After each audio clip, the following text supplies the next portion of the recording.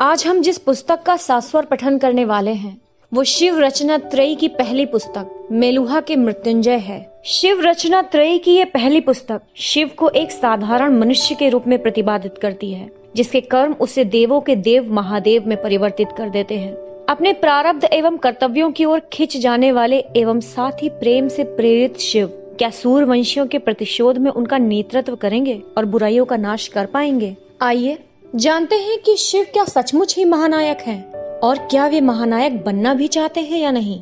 शिव रचना त्रयी की प्रथम पुस्तक मेलुहा के मृत्युंजय, लेखक अमीश त्रिपाठी, अनुवादक विश्वजीत सपन। अध्याय 11। नीलकंठ प्रकाश में आते हैं। अस्थायी छावनी में रात बिताने के बाद दूसरे दिन प्रातः राजशाही काफिले ने देवगिरी की यात्रा प्रारंभ की। उन परिस्थितियों को देखते हुए रात में यात्रा करना सुरक्षित नहीं था। नंदी समेत सभी घायल पहली 3 एवं 5वीं बग्घी में लेटे हुए थे। राजशाही परिवार और शिव चौथी बग्घी में यात्रा कर रहे थे। एक दिन पूर्व जिन सैनिकों ने संघर्ष में हिस्सा लिया था, उन्हें आराम की दृष्टि से घोड़ों से यात्रा करने का अवसर प्रदान किया गया था। मृत 3 अरिष्टनेमियों के शोक में बृहस्पति एवं कनखला सैनिक दल के साथ पैदल चल रहे थे। पर्वतेश्वर, भब्रव्य एवं 2 अन्य सैनिक एक अस्थायी बनाई गई लकड़ी की पालकी को उठाकर चल रहे थे, जिसमें मृतक की राख रखने वाले 3 बर्तनों में युद्ध मृत सैनिकों की राख रखी हुई थी। वे बर्तन उनके परिवार वालों को अंतिम संस्कार की रस्म राख को सरस्वती नदी में प्रवाहित करने के लिए दिया जाएगा। नंदी भी पैदल चलना चाहता था, लेकिन वैद्यों ने हठ किया कि वो इस स्थिति में नहीं था। अपने सैनिकों की बहादुरी पर पर्वतेश्वर गर्व के साथ चल रहा था। मेरे लड़कों ने, जैसा कि वो उन्हें पुकारता था, दिखा दिया था कि वे उस धातु के बने थे जो भगवान इंद्र की भट्टी में तपी थी। उसने अपने आप को वहां रहकर उनसे लड़ाई न कर पाने के लिए कोसा। उसने स्वयं को बहुत डांट लगाई कि वो अपनी ईश्वर पुत्री की रक्षा करने के लिए वहां नहीं था जब वो खतरे में थी। उसने ईश्वर से उस दिन के लिए प्रार्थना की जिस दिन उसे वो अवसर मिलेगा जब वो कायर चंद्रवंशियों का विनाश करेगा। उसने चुपके से ये निर्णय लिया कि वो उन 3 मृत सैनिकों के परिवार वालों को अगले 3 महीनों का अपना वेतन दे देगा। यहाँ तक कि मैंने भी नहीं सोचा था कि वे इतना नीचे गिर सकते हैं। दक्ष ने घृणा से कहा। आराम से सो रहे शिव और सती दक्ष के इस क्रोध भरे भाव से नींद से जाग उठे। वीरिनी ने पुस्तक पढ़ते पढ़ते सिर उठाकर देखा। उसने अपनी आंखें संकुचित करके अपने पति को देखा। कौन महाराज? शिव ने मदहोशी से पूछा। दिलीप, वो मानवता के नाम पर एक रोग? दक्ष ने अपनी घृणा को बिना छुपाए हुए कहा। वीरिनी लगातार अपने पति को तीखी दृष्टि से घूर रही थी। उसने धीरे से अपना हाथ बढ़ाकर सती के हाथ को अपनी ओर खींचा। उसने अपने होठों के पास ले जाकर उस पर एक चुंबन लिया। उसके बाद उसने अपना हाथ सती के हाथ पर सुरक्षा प्रदान करने की मुद्रा में रखा। सती ने सिर उठाकर अपनी माँ की ओर मुस्कान के संकेत के साथ देखा और अपने थके हुए सिर को वीरिनी के कंधे पर रख दिया। ये दिलीप कौन है महाराज? शिव ने पूछा। वो स्वद्वीप का सम्राट है, दक्ष ने कहा। सभी जानते हैं कि सती मेरी आंखों का तारा है और संभवतः उसका अपहरण इसलिए करना चाहते थे कि वो मेरे हाथ बांध सके। शिव ने दक्ष को सहानुभूति पूर्वक देखा। चंद्रवंशियों के इस कपट पर सम्राट के गुस्से का फूटने को वो समझ रहा था। और फिर उसका ये स्तर कि वो इतना नीचे गिर सकता है कि इस घटिया हरकत में नागाओं का इस्तेमाल कर सकता है। क्रोधित दक्ष ने कहा। ये हमें बताता है कि चंद्रवंशी क्या कुछ नहीं कर सकते। मुझे नहीं लगता कि नागा को इसमें इस्तेमाल किया गया था महाराज, शिव ने धीमे स्वर में कहा। ऐसा प्रतीत होता था कि वही नेता था। हालांकि दक्ष अपने न्याय संगत क्रोध में इतना खोया हुआ था कि वो शिव के इशारे में भी खोजबीन कर रहा था। संभवतः वो नागा इस पलटन का नेता रहा होगा प्रभु, लेकिन वो अवश्य ही चंद्रवंशियों के अधीन काम कर रहा होगा। कोई नागा नेता नहीं हो सकता। वे लोग शापित लोग हैं। वे जन्म से ही अपंग और विद्रूप होते हैं। उन्हें तरह तरह के रोग होते हैं जो कि उन्हें उनके पूर्व जन्मों के पाप के कारण दंड स्वरूप मिलते हैं। नागाओं को दूसरों को अपना चेहरा दिखाने में भी शर्मिंदगी महसूस होती है, लेकिन उनके पास अत्यधिक शक्ति एवं निपुणता है। उनकी उपस्थिति मेलुहा वासियों एवं अधिकतर स्वद्वीप वासियों के लिए अत्यंत भय उत्पन्न करती है। चंद्रवंशी इतना नीचे गिर चुके हैं कि वे उन विद्रूप असुरों से भी मेल जोल रखने लगे हैं। वे हमसे इतनी घृणा करते हैं कि वे इतना भी नहीं सोच रहे हैं कि नागाओं से मेल से वे अपनी आत्माओं को कितने गहरे पाप के दलदल में धकेल रहे हैं। शिव, सती और वीरिनी दक्ष की इस निंदा को निरंतर चुप्पी के साथ सुन रहे थे। शिव की ओर मुड़ते हुए दक्ष ने कहना जारी रखा। आप देख रहे हैं प्रभु कि हम कैसे कीड़े मकोड़ों के विरुद्ध खड़े हैं। उनका कोई नियम नहीं है, ना ही सम्मान, और वे हमसे संख्या में 1 के मुकाबले 10 हैं। हमें आपकी सहायता की आवश्यकता है प्रभु। ये केवल मेरे लोगों की बात नहीं है, बल्कि मेरे परिवार की भी बात है। हम खतरे में हैं। महाराज, मैं आपकी सहायता करने के लिए कुछ भी करूंगा, शिव ने कहा, लेकिन मैं सेनापति नहीं हूँ। मैं चंद्रवंशियों के विरुद्ध सेना का नेतृत्व नहीं कर सकता। मैं तो एक साधारण कबीलाई नेता हूँ। एक ऐसा आदमी क्या अंतर ला सकता है? कम से कम मुझे आपके आगमन की घोषणा राज्यसभा एवं लोगों में करने की आज्ञा दीजिए प्रभु, दक्ष ने आग्रह किया। उसके बाद आप कुछ सप्ताह इस राज्य में भ्रमण कीजिए। आपकी उपस्थिति लोगों के मनोबल को ऊंचा कर देगी। देखिए, आपने कल कितना बड़ा अंतर उत्पन्न कर दिया। हमने आपके कारण, आपकी तीक्ष्ण बुद्धि के कारण एक त्रासदकारी आक्रमण को विफल कर दिया। कृपया मुझे आपके आगमन की घोषणा करने दीजिए, मैं केवल इतना ही चाहता हूँ। शिव ने दक्ष के उत्साही चेहरे को कपकपी के साथ देखा। वो सती एवं वीरिनी की आंखों को भी अपने चेहरे पर गड़ा हुआ महसूस कर रहा था, विशेषकर सती की। मैं स्वयं को किस उलझन में डाल रहा हूँ। ठीक है, शिव ने आत्मसमर्पण करते हुए कहा। दक्ष उठा और उसने शिव को ऐसी पकड़ के साथ गले लगाया कि जैसे वो कभी ना छोड़े। धन्यवाद प्रभु, आपका बहुत बहुत धन्यवाद। दक्ष के खुशी के आंसू नहीं रुक रहे थे। शिव ने बड़ी मुश्किल से सांस लेने के लिए दक्ष की पकड़ से अपने को छुड़ाया। मैं आपकी उपस्थिति की घोषणा कल ही राज्यसभा में करूंगा। उसके बाद आप 3 सप्ताह के बाद समस्त साम्राज्य के भ्रमण के लिए प्रस्थान कर सकते हैं। मैं स्वयं व्यक्तिगत रूप से सारी सुव्यवस्थाएं सुनिश्चित करूंगा। सेना का एक समूचा दल आपकी सुरक्षा के लिए होगा। पर्वतेश्वर और सती भी आपके साथ जाएंगे। नहीं, वीरिनी ने बहुत ही कर्कश स्वर में विरोध किया। आज से पहले ऐसे स्वर में उन्हें बोलते सती ने नहीं सुना था। सती कहीं नहीं जा रही है। मैं आपको हमारी पुत्री के जीवन को संकट में डालने नहीं दूंगी। वो मेरे साथ देवगिरी में ही रुक रही है। वीरिनी, नादानी मत करो, दक्ष ने शांति से समझाते हुए कहा। क्या तुम सच में ऐसा मानती हो कि जब प्रभु नीलकंठ साथ में होंगे तो सती को कुछ हो सकता है? जब वो प्रभु के साथ है तो सबसे अधिक सुरक्षित है। नहीं, वो नहीं जा रही है और ये मेरा अंतिम निर्णय है। सती का हाथ पकड़ते हुए वीरिनी ने कठोर स्वर में आंखें तरेर कर कहा। वीरिनी की उपेक्षा कर दक्ष शिव की ओर मुड़कर बोले, आप चिंता न करें प्रभु, मैं सारी व्यवस्था करवा दूंगा। पर्वतेश्वर और सती भी आपके साथ यात्रा करेंगे। आपको सती को कभी कभी थोड़ा संयम में रखना होगा। शिव ने त्योरी चढ़ाई और सती ने भी। दक्ष मिलनसारिता से मुस्कुरा कर बोला, मेरी प्यारी पुत्री की प्रवृत्ति कभी कभी बहुत बहादुर बनने की है। जैसा कि एक बार जब वो बच्ची ही थी तो एक वृद्ध स्त्री पर जंगली कुत्तों के दल ने आक्रमण कर दिया था। उसकी रक्षा के लिए वो अकेले ही हाथ में तलवार लिए कूद पड़ी थी। अपने इस दर्द के लिए उसने लगभग अपने प्राणों की बलि दे दी थी। वो मेरे जीवन का सबसे बुरा दिन था। मेरे विचार से उसी आवेगशीलता के कारण वीरिनी चिंतित है। शिव ने सती को देखा, लेकिन उसके चेहरे पर कोई भाव नहीं था। यही कारण है कि दक्ष ने कहना जारी रखा, मैं आपको सुझाव दे रहा हूं कि इससे संयम में रखना होगा। उसके बाद कुछ भी समस्या नहीं होगी। शिव ने पुनः सती की तरफ देखा। उसने सती के लिए अपने मन में प्रशंसा की एक लहर के साथ अंतहीन प्रेम महसूस किया। इसने वो कर दिया जो मैं नहीं कर सका था। अगले दिन प्रातः शिव ने पाया कि वो मेलुहा के राजशाही दरबार में दक्ष के बगल में बैठा हुआ था। उस दरबार की भव्यता ने उसे पूरी तरह से भौचक्का कर दिया था। चूंकि ये एक सार्वजनिक स्थल था, इसलिए सामान्यतः मेलुहा की चुप्पी एवं कमतर शैली यहाँ कहीं नहीं दिखाई दे रही थी। ये महान सार्वजनिक स्नान घर के पास में ही बना हुआ था, जहाँ वेदिका मानकीय भट्टे की ईंटों से बनाई गई थी। वहीं फर्श समेत पूरी संरचना सागौन की लकड़ी से बनी थी। आसानी से नक्काशी किए जाने वाला एवं गढ़ा जाने वाला, फिर भी शक्तिशाली।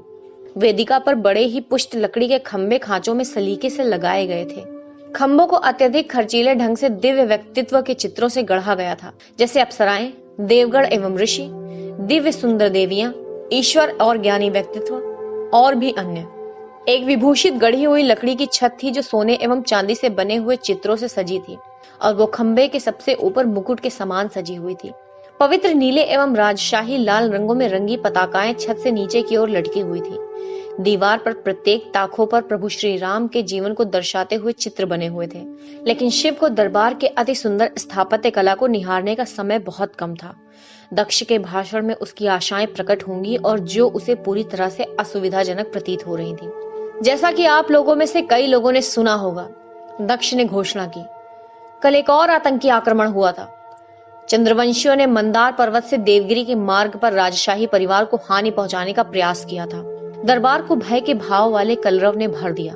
सभी लोगों को जो प्रश्न परेशान कर रहा था वो था कि चंद्रवंशियों ने मंदार पर्वत का मार्ग कैसे जान लिया था। इस मध्य शिव स्वयं को इस बात की याद दिला रहा था कि यह आतंकी आक्रमण नहीं था, यह अपहरण का एक प्रयास था। चंद्रवंशियों ने बहुत ही कपट से आक्रमण की योजना बनाई थी। दक्ष ने बड़बड़ाहट को अपनी दमदार आवाज से मंद करते हुए कहा। उस दरबार के निपुण शिल्पकारों ने उसकी संरचना इस प्रकार की थी कि राजशाही वेदिका से बोला गया स्वर समस्त दरबार में गुंजायमान हो। लेकिन हमने उनको पराजित कर दिया। दशकों में पहली बार हमने उनके कायरतापूर्ण आतंकी आक्रमण विफल करते हुए उन्हें पराजित किया है। इस घोषणा के साथ ही एक उल्लसित गर्जना दरबार में उठती चलती गई। उन्होंने इससे पहले चंद्रवंशियों को आमने सामने की लड़ाई में अवश्य परास्त किया था, लेकिन इस भयानक आतंकी हमलों का प्रत्युत्तर आज से पहले उनके पास नहीं था। इसका कारण ये था कि त्रासदकारी असैनिक स्थलों पर हमला करते थे और जब तक सूर्यवंशी सैनिक पहुंचते वे भाग चुके होते थे। अपने हाथ उठाकर दरबारियों को शांत रहने को कहते हुए दक्ष ने कहना जारी किया, हमने उन्हें परास्त किया क्योंकि अंततः सत्य के जीत की घड़ी आ गई है। हमने उन्हें परास्त किया क्योंकि हमारा नेतृत्व तात मनु के संदेश वाहक ने किया। हमने उन्हें परास्त किया क्योंकि न्याय की घड़ी आ चुकी है। बड़बड़ाहट तेज होती चली गई। क्या नीलकंठ अंततः आ ही गए हैं? सबने अफवाह सुनी थी, लेकिन किसी ने उस पर विश्वास नहीं किया था। पूर्व में भी कई बार झूठी घोषणाएं हो चुकी थी। दक्ष ने अपने हाथ ऊपर उठाए। उसने प्रतीक्षा की ताकि लोगों की अग्रदृष्टि का माहौल पूरी तरह से तैयार हो जाए, लोग इस सच को सुनने की आस में हो जाएं। और उसके बाद उसने हर्ष के साथ गर्जना की, हाँ, ये अफवाह सत्य है। हमारे रक्षक आ गए हैं, नीलकंठ आ गए हैं। राजशाही वेदिका पर उसके गुलूबंद को हटाकर जब उसकी प्रदर्शनी लगा दी गई तो शिव अपनी पलकें झपका गया। कुलीन समाज के मेलुहा वासियों ने उनके पास भीड़ लगा दी। शिव के कानों में तरह तरह के कथन गूंजने लगे। हमने अफवाह सुनी थी प्रभु, लेकिन हमने कभी विश्वास नहीं किया था कि वो सच है। अब हमें किसी भी चीज से डरने की आवश्यकता नहीं है प्रभु। अब बुराई के नष्ट होने में गिनती के दिन रह गए हैं। आप कहाँ से आए हैं प्रभु? कैलाश पर्वत से। वो कहाँ है प्रभु? मैं वहां की धार्मिक यात्रा करना चाहता हूँ। इन बार बार पूछे गए प्रश्नों और उन लोगों के इस अंधविश्वास ने शिव को हिला कर रख दिया। जैसे ही उसे अवसर मिला उसने दक्ष से दरबार से जाने का अनुरोध किया। दरबार में जो कुछ भी हुआ था उसको सोचते हुए कुछ समय बाद शिव अपने कमरे में आराम से बैठा हुआ था। गुलूबंद पुनः उसके गले पर आ चुका था। पवित्र झील की कृपा से क्या मैं इन लोगों की समस्याओं का समाधान कर पाऊंगा? आपने क्या कहा प्रभु? नंदी ने पूछा, जो कुछ दूरी पर धैर्य से बैठा हुआ था। तुम लोगों की आस्था मुझे चिंतित करती है, शिव ने स्वर तीव्र करके कहा ताकि नंदी सुन सके। यदि एक एक आदमी से लड़ना होता तो मैं तुम्हारे लोगों की रक्षा करने के लिए किसी से भी संघर्ष कर सकता, लेकिन मैं कोई नेता नहीं हूँ और निश्चित रूप से मैं बुराइयों का विनाशक नहीं हूँ। मुझे पूरा विश्वास है कि आप किसी के भी विरुद्ध विजय प्राप्त करने में हमारा नेतृत्व कर सकते हैं प्रभु। देवगिरी आते समय आपने उन्हें मार्ग में पराजित किया था। वो असली जीत नहीं थी, शिव ने अस्वीकार करते हुए कहा। वो एक छोटी पलटन थी जो प्राण लेने के लिए नहीं, अपहरण के उद्देश्य से आई थी। यदि हम सुव्यवस्थित और बड़ी सेना का सामना करते हैं जिसका उद्देश्य प्राण हरण करना होगा तो परिस्थितियां भिन्न होंगी। मेरे विचार से ऐसा प्रतीत होता है कि मेलुहा कुछ विकट एवं निर्दयी शत्रुओं के विरुद्ध खड़ा है। तुम्हारे देश को एक व्यक्ति में विश्वास की आवश्यकता नहीं है, ये उसका उत्तर नहीं है। तुम्हारे लोगों को परिवर्तनशील समय को अपनाना होगा। हो सकता है कि तुम लोग अपने जीवन जीने के ढंग के कारण इस बात से अनभिज्ञ हो कि अपने रक्त पिपासु शत्रुओं का सामना कैसे करें। एक नई व्यवस्था की आवश्यकता है। मैं कोई भगवान नहीं हूँ जो किसी चमत्कार से तुम्हारी समस्याओं का समाधान कर देगा।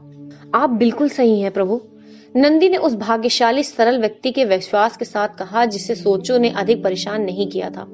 एक नई व्यवस्था की आवश्यकता है और स्पष्ट है कि नहीं पता कि वो व्यवस्था क्या होनी चाहिए, लेकिन मैं एक बात अवश्य समझता हूँ।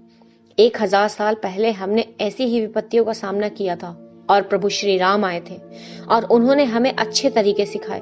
मुझे पूरा विश्वास है कि उसी प्रकार आप हमारा नेतृत्व उत्कृष्ट मार्ग पर ले जाने में करेंगे। मैं प्रभु श्री राम नहीं हूँ नंदी। कैसे ये बेवकूफ मेरी तुलना प्रभु श्री राम से कर सकता है जो मर्यादा पुरुषोत्तम थे, एक आदर्श व्यक्ति। आप प्रभु श्री राम से भी बेहतर हैं प्रभु, नंदी ने कहा। ये बेवकूफी की बातें मत करो नंदी। मैंने ऐसा किया ही क्या है जो मेरी तुलना प्रभु श्री राम से की जा सके?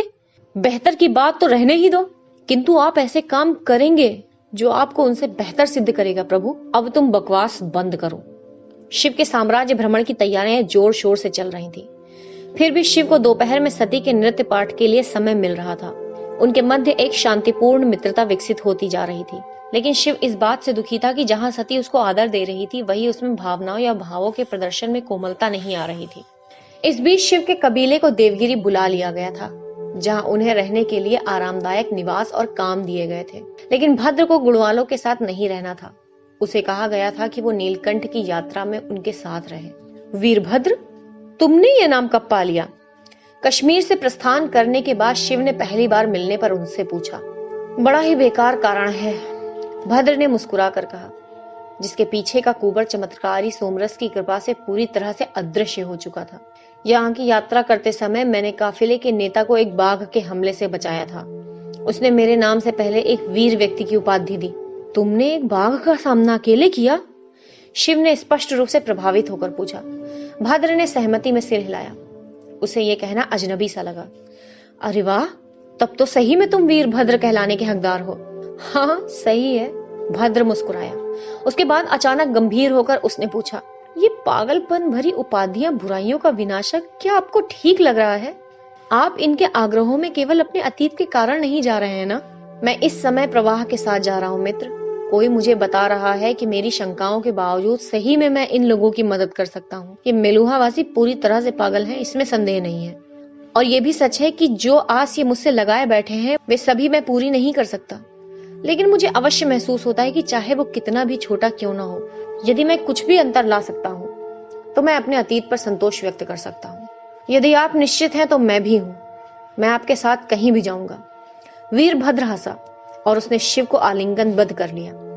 आपकी बड़ी याद आई शिव, मुझे भी। दोपहर में बाग में मिलते हैं, मेरे पास बहुत अच्छा गांजा है। पक्का। बृहस्पति ने भी शिव के साथ यात्रा करने की अनुमति प्राप्त कर ली थी। उसने विवरण दिया कि कुछ अलभ्य रसायन के साथ मेसोपोटामिया का जहाज बंदरगाह नगरी करचप आने वाला था। उसके एक दल को उन पदार्थों की जांच करके उन्हें लाना ही था। तो ये अच्छा रहेगा कि वे लोग भी शिव के साथ यात्रा कर लें और वो काम भी कर लें। दक्ष ने कहा कि उसे इसमें कोई परेशानी नहीं थी। यदि प्रभु को कोई आपत्ति नहीं थी, शिव ने उत्साहित होकर इस सुझाव को मान लिया था। दरबार में नीलकंठ के बारे में घोषणा के दिन से 3 सप्ताह के बाद अंततः वो दिन आ ही गया जब शिव को समस्त साम्राज्य का भ्रमण प्रारंभ करना था। उस दिन प्रातः ही दक्ष शिव के कमरे में आया। आपने मुझे बुला लिया होता महाराज। नमस्ते कर शिव ने कहा। आपको यहाँ आने की आवश्यकता नहीं थी। आपके कमरे में आना मेरे लिए खुशी की बात है प्रभु। दक्ष शिव के अभिवादन को नीचे झुककर प्रत्युत्तर देते हुए मुस्कुराया। मैंने सोचा कि मैं आपकी भेंट उस वैद्य से करवा दूं जो आपकी यात्रा के दौरान आपके साथ भ्रमण करेगी। वो कल रात ही कश्मीर से आई है। दक्ष एक और हो गया ताकि उसके मार्गदर्शक वैद्य को कमरे में अंदर ला सके। आयुर्वती? शिव ने चकित होकर कहा तो उसका चेहरा खुशी से चमक उठा। उसने एक सुंदर मुस्कान के साथ कहा, आपको पुनः देखकर बहुत खुशी हो रही है। खुशी तो मुझे हो रही है प्रभु। आयुर्वती का मुख चमक उठा था जब वो शिव के पांव छूने के लिए झुकी। शिव जल्दी से एक और हट गया और बोला, मैंने आपसे पहले भी कहा था आयुर्वती, आप जीवन दात्री हैं। कृपया मेरे पांव छूकर मुझे शर्मिंदा ना करें। और आप नीलकंठ हैं प्रभु, बुराई के विनाशक। आयुर्वती ने भक्तिभाव से कहा, आप मुझे आशीर्वाद देने की कृपा से कैसे वंचित कर सकते हैं। शिव ने विषाद में अपना सिर हिलाया और आयुर्वती को अपने पैर छूने दिए। उसने बड़ी कोमलता से उसके सिर पर हाथ रखा और आशीर्वाद दिया। कुछ घंटों के बाद शिव, सती, पर्वतेश्वर, बृहस्पति, आयुर्वती, कृत्तिका, नंदी और वीरभद्र भ्रमण पर निकल पड़े। उनके साथ 15 सैनिकों का एक दल, 25 घरेलू नौकरानियां और 50 अन्य सहायक अनुचर उनकी सुरक्षा एवं सुविधा के लिए चल पड़े थे। उनकी योजना ब्यास नदी पर स्थित कोटद्वार नगर तक सड़क मार्ग से जाने की थी। वहां से वे नौकाओं से बंदरगाह नगरी करचप तक जाने वाले थे। उसके बाद वे पूर्व में लोथल नामक नगर जाएंगे। उसके बाद वे अंत में उत्तर दिशा में सरस्वती के डेल्टा क्षेत्र में जाकर नौकाओं द्वारा देवगिरी वापस लौट जाएंगे। अध्याय 12। मेलुहा का भ्रमण। मनु कौन थे? शिव ने पूछा। मैंने उनके बारे में कई बार सुना है। और उन्हें तात से क्यों संबोधित किया जाता है? काफिला कई दिनों से देवगिरी से कोटद्वार जाने वाले मार्ग पर चल रहा था, जिसके मध्य भाग में 7 बग्घियां थी, जो ठीक वैसी ही थी जैसे कि मंदार पर्वत की यात्रा के दौरान प्रयुक्त की गई थी। उनमें से 5 खाली थी। शिव, सती, बृहस्पति और कृतिका दूसरी बग्घी में यात्रा कर रहे थे। पर्वतेश्वर 5वीं बग्घी में आयुर्वती और अपने कुछ विश्वास पात्र सेनापतियों के साथ था। सेना नायक की उपस्थिति का अर्थ था कि प्रत्येक नियम का कड़ाई से पालन होगा। अतः नंदी, जिसका पद उसे बग्घी में चलने की अनुमति नहीं देता था, वो अपने अश्वारोहियों के दल के साथ एक अश्व पर सवार था। वीरभद्र को नंदी के दल में एक सैनिक की तरह शामिल कर लिया गया था। अपने अधिपतियों के साथ पूरा का पूरा सैनिक दल मानकीय अगला भाग, पिछला भाग एवं काफिले के दोनों बगलों से सुरक्षित कर चल रहा था। बृहस्पति एवं सती दोनों ही एक साथ शिव के प्रश्न का उत्तर देने लगे। सम्राट मनु एक, दोनों ने ही बोलना छोड़ दिया। कृपया आप बताइए बृहस्पति जी, सती ने कहा। नहीं नहीं, बृहस्पति ने एक हल्की मुस्कान के साथ कहा, आप क्यों नहीं ये कथा बताती हैं? वो जानता था कि किसका स्वर नीलकंठ सुनना पसंद करेंगे। कभी नहीं बृहस्पति जी, मैं आपका स्थान कैसे ले सकती हूँ? ये तो पूर्णतः अनुचित होगा। कोई मेरे प्रश्न का उत्तर देगा या फिर आप दोनों इस लंबे चलने वाले आप में ही लगे रहेंगे? ठीक है। बृहस्पति हंसा। अब फिर से नीले मत हो जाइए। ये बहुत ही मस्खरी वाली बातें थी बृहस्पति।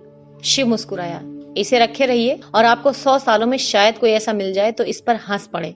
इस पर बृहस्पति और शिव ठहाका मारकर हंस पड़े तो सती इस अनुचित प्रकार के वार्तालाप पर विस्मित थी, किंतु यदि आदरणीय मुख्य वैज्ञानिक सुविधाजनक प्रतीत हुए तो वो कुछ नहीं बोलेगी। और उसके बाद भी वो शिव को कैसे फटकार सकती थी? उसके हाथ नीति के नियमों ने बांध रखे थे। उन्होंने उसके जीवन की रक्षा की थी 2 बार। ऐसा है कि मनु सम्राट के तात होने के बारे में आप सही थे, बृहस्पति ने कहा।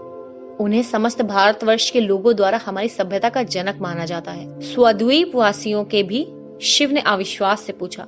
अवश्य, हमारा यही मानना है। वैसे वर्तमान से 8,500 वर्ष पहले सम्राट मनु हुए थे। प्रकट रूप से वे दक्षिण भारत के एक राजकुमार थे। नर्मदा नदी के उस पार की भूमि से लेकर जहाँ भूमि समाप्त हो जाती है और समुद्र प्रारंभ होता है, वो भूमि है संगम तमिल। संगम तमिल? हाँ, संगम तमिल उस समय विश्व का सबसे धनी एवं शक्तिशाली साम्राज्य था। सम्राट मनु के वंशज पांड्यों ने उस भूमि पर कई वंशों तक राज किया था। हालांकि सम्राट मनु द्वारा छोड़े गए आंकड़ों से हमें पता चलता है कि उनके समय तक राजाओं ने अपनी पुरानी नीति संहिता भुला दी थी। भ्रष्ट आचरणों में घिर के वे अपने अपार धन से खुशियां मनाने में व्यस्त रहते थे, न कि अपने कर्तव्यों एवं आध्यात्मिक जीवन के प्रति। उसके बाद एक भयानक आपदा हुई। समुद्र बढ़ गया और उनकी समस्त सभ्यता नष्ट हो गई। हे भगवान, शिव ने लगभग चिल्लाकर कहा। सम्राट मनु को यह पता था कि ऐसा दिन आने वाला था और वे इसके लिए पहले से ही तैयार थे। उनका मानना था कि उनका वो प्राचीन प्रदेश जिस अधोगति में घिरा पड़ा है, उसे ईश्वर के प्रचंड कोप का भाजन बनना ही था। उस विपदा से बचने के लिए उन्होंने अपने अनुयायियों के एक दल के साथ जहाजों से उत्तर दिशा की ओर ऊंची भूमि की ओर प्रस्थान किया। उनकी पहली छावनी मेहरागढ़ नामक स्थल पर स्थापित की गई, जो वर्तमान मेलुहा के सुदूर पश्चिमी पर्वतों का स्थल है। नैतिक एवं उचित समाज की स्थापना की चाह में उन्होंने अपने राजकुमार के पहनावे को तिलांजलि दे दी और पुजारी बन गए। दरअसल भारतवर्ष में पुजारियों के लिए कहा जाने वाला संबोधन पंडित सम्राट मनु के पारिवारिक नाम पांड्य से ही निकला है। तो फिर सम्राट मनु का वो छोटा सा दल इतने बड़े भारतवर्ष में कैसे परिवर्तित हो गया? जब वे मेहरागढ़ आए तो उसके बाद कुछ वर्षों तक उन्हें बहुत ही कठिन जीवन बिताना पड़ा। प्रत्येक वर्ष मानसून के समय बाढ़ एवं समुद्र की लहरें और अधिक शक्तिशाली हो जाती थी। किंतु कई वर्षों बाद और तात मनु की प्रार्थना की भक्ति से ईश्वर का क्रोध मंद पड़ने लगा और जल स्तर आगे बढ़ने से रुक गया। हालांकि समुद्र अपने पूर्व स्थान तक पीछे खिसक कर कभी नहीं गया। इसका ये अर्थ है कि सुदूर दक्षिण में कहीं अभी भी समुद्र प्राचीन संगम तमिल को डुबोए हुए है। हमारा ऐसा ही मानना है, बृहस्पति ने उत्तर दिया। जब समुद्र ने आगे बढ़ना रोक दिया तो तात मनु और उनके लोग पर्वत से नीचे आ गए। वो ये देखकर स्तब्ध रह गए कि एक पतली सी धारा वाली सिंधु एक विशालकाय नदी में परिवर्तित हो चुकी थी। कई अन्य छोटी छोटी धाराएं बड़ी हो चुकी थी और 6 बड़ी नदियों का जन्म हो चुका था। सिंधु, सरस्वती, यमुना, गंगा, सरयू एवं ब्रह्मपुत्र। तात मनु ने कहा था कि नदियों ने इतने जल प्रवाह के साथ बहना इसलिए प्रारंभ कर दिया था क्योंकि ईश्वर के प्रचंड प्रकोप के कारण धरती का ताप बहुत बढ़ गया था। ताप बढ़ने के कारण हिमालय में बर्फ की सरिताएं एवं हिम नदियों ने पिघलना प्रारंभ कर दिया था, जो उस समय तक हिमाच्छादित थे, और इस प्रकार उन्होंने नदियों के सृजन कर दिया। गांव एवं बड़े नगर इन नदियों के किनारे बस गए और बढ़ने लगे। इसी कारण हमारी 7 नदियों की इस भूमि को सप्त सिंधु कहा गया, जिसका जन्म संगम तमिल के विनाश के कारण हुआ था। 7? लेकिन आपने तो उत्तर भारत में केवल 6 नदियों के सृजन की बात कही है। हाँ, ये सही है। 7वीं नदी तो पहले से ही अस्तित्व में थी। वो नर्मदा है, जो हमारी दक्षिण की सीमा बनी। तात मनु ने अपनी संतति को नर्मदा से दक्षिण में जाने के लिए कड़ाई से मना किया था। इस नियम का पालन हम करते हैं और चंद्रवंशी भी। तो फिर तात मनु के अन्य नियम क्या हैं? वास्तव में उनके अनेक नियम हैं। वे सभी एक पुस्तक में सूचीबद्ध हैं, जिसका नाम है मनुस्मृति। क्या आप उन समूचे लेख को सुनने की इच्छा रखते हैं? प्रलोभक है। शिव मुस्कुराया। लेकिन मैं सोचता हूँ कि अभी रहने दें। आपकी आज्ञा हो तो प्रभु, संभवतः हम तात मनु के हमारे समाज के मार्गदर्शन के बारे में मध्याह्न भोजन के समय विचार विमर्श कर सकते हैं, कृतिका ने सुझाव दिया। जिस मार्ग से नीलकंठ का काफिला यात्रा करके निकल चुका था, उससे कुछ दूरी पर 40 लोग ब्यास नदी के साथ साथ शांति से पैदल चल रहे थे। 2 में से एक आदमी अपने सिर पर बांस से बनी हुई एक प्रकार की घिरनाव को लेकर चल रहा था।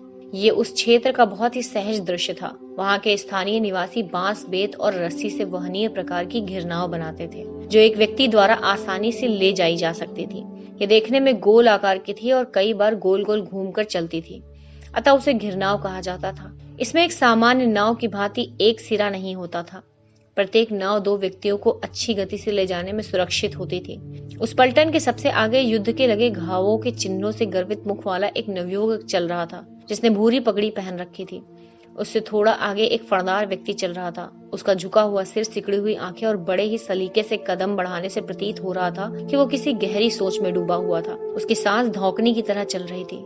उसने अपने हाथ उठाकर उत्साहहीन तरीके से अपने नकाब वाले ललाट को रगड़ा। उसके दाएं हाथ की कलाई पर चमड़े का कड़ा था, जिस पर नाग का प्रतीक चिन्ह बना हुआ था। विश्वद्युम्न, फरदार व्यक्ति ने कहा, हम लोग यहाँ से नदी में प्रवेश करेंगे। जब भी हम आबादी वाले क्षेत्र के पास पहुंचेंगे तो हम नदी से बाहर हो जाएंगे, ताकि हमारी पहचान न होने पाए। हमें करचप 2 महीने के भीतर पहुंचना है। करचप मेरे स्वामी? विश्वद्युम्न ने आश्चर्य से पूछा। मुझे तो लग रहा था कि रानी के साथ हमारी गुप्त मुलाकात लोथल के बाहर होने वाली थी। नहीं, हम लोग उनसे करचप के बाहर मिलेंगे, फरदार व्यक्ति ने उत्तर दिया। ठीक है मेरे स्वामी। विश्वद्युम्न ने पीछे मुड़कर कोटदार की ओर जाती हुई सड़क को देखते हुए कहा। उसे पता था कि उसके सरदार एक बार फिर राजकुमारी के अपहरण का प्रयास करना चाहेंगे। उसे ये भी पता था कि काफिले के साथ चल रही उस विशालकाय सेना के रहते ऐसा प्रयास दुस्साहसिक ही होने वाला था। वैसे भी वे अपने मुख्य कार्यक्रम के लिए समय से पीछे चल रहे थे। उन्हें रानी से मिलना था। अपने एक सैनिक की ओर मुड़ते हुए विश्वद्युम्न ने कहा, शक्तता, अपनी घिरनाओं को नदी में रखो और पतवार मुझे दे दो। इस यात्रा के हिस्से में मैं स्वामी को घिरनाओं से लेकर जाऊंगा। श्रक्ता ने तत्काल वो किया जो उसे कहा गया था। विश्वद्युम्न और फरदार व्यक्ति पलटन में सबसे पहले थे जो नदी में उतरे थे। जब उसके आदमी नदी में नाव रख रहे थे, तब तक विश्वद्युम्न नाव खोकर चल चुका था। नदी में नीचे की ओर कुछ दूरी पर उस फरदार व्यक्ति ने देखा कि 2 स्त्रियां एक घिरनाव पर लापरवाही से मटरगश्ती कर रही थीं। एक स्त्री घिरनाव के बगल से पानी लेकर दूसरे पर छिड़क रही थी और दूसरे उससे बचने का असफल प्रयास कर रही थी कि वो भीग न जाए। बच्चों की तरह हरकत वाले इस खेल के कारण उसकी नाव खतरनाक ढंग से हिल डुल रही थी। फरदार व्यक्ति ने देखा कि उन स्त्रियों ने ध्यान नहीं दिया था कि दूसरे किनारे से एक मगरमच्छ नदी में प्रवेश कर चुका था। अपने लिए एक अच्छे भोजन के बारे में विचार कर वो मगरमच्छ उन स्त्रियों की नौका की ओर तेजी से बढ़ने लगा। अपने पीछे देखो, उस फरदार व्यक्ति ने उन स्त्रियों की ओर चिल्लाकर कहा और उसने विश्वद्युम्न को इशारा किया कि वो नौका को उन स्त्रियों की ओर ले चले। उस दूरी से वे स्त्रियां उनकी बात नहीं सुन सकी। उन्होंने ये अवश्य देखा कि 2 आदमी बांस की नौका को खेकर उनकी ओर आ रहे हैं। उन्होंने देखा कि एक व्यक्ति लगभग दैत्याकार सिर से पांव तक लबादे में ढका हुआ था और उसका चेहरा भी नकाब से ढका हुआ था। वो आदमी उत्तेजना के साथ इशारे कर रहा था। उन दोनों के पीछे एक बड़ी संख्या में सैनिक नदी में नौकाओं को खेकर चल रहे थे। उन स्त्रियों के लिए इतनी चेतावनी बहुत थी। ये सोचते हुए कि वे उनकी ओर गलत इरादे से आ रहे थे, स्त्रियां तेजी से अपने पतवार चलाकर उनसे दूर मगरमच्छ की दिशा में जाने लगीं। नहीं, फरदार व्यक्ति चिल्लाया। उसने विश्वद्युम्न से पतवार छीन लिया और अपने ताकतवर हाथों से तेजी से बांस की नाव को खेने लगा। वो अपनी और उन स्त्रियों के मध्य की दूरी को कम करने लगा, लेकिन उतनी भी तेजी से नहीं। उस मगरमच्छ ने निकट आकर उन स्त्रियों की बांस की नौका के नीचे गोता लगाया और उस बांस की नौका पर हमला बोल दिया और अपने विशालकाय शरीर से उसे धक्का दे दिया, जिसके कारण वो बांस की नौका पलट गई और डूब गई। वे स्त्रियां उछलकर ब्यास नदी में गिर गईं। वे अपने आप को नदी में बहने और डूबने से बचाने के लिए भयभीत होकर चिल्लाने लगीं। जोर से धक्का मारने के कारण वो मगरमच्छ अपनी गति से काफी दूर निकल गया था। वो मुड़ते हुए उन बेबस और संघर्ष करती स्त्रियों की ओर बढ़ने लगा। कुछ समय की देरी उन स्त्रियों के लिए भाग्यशाली रही। राहत वाली बांस की नौका उनके और मगरमच्छ के मध्य आ चुकी थी।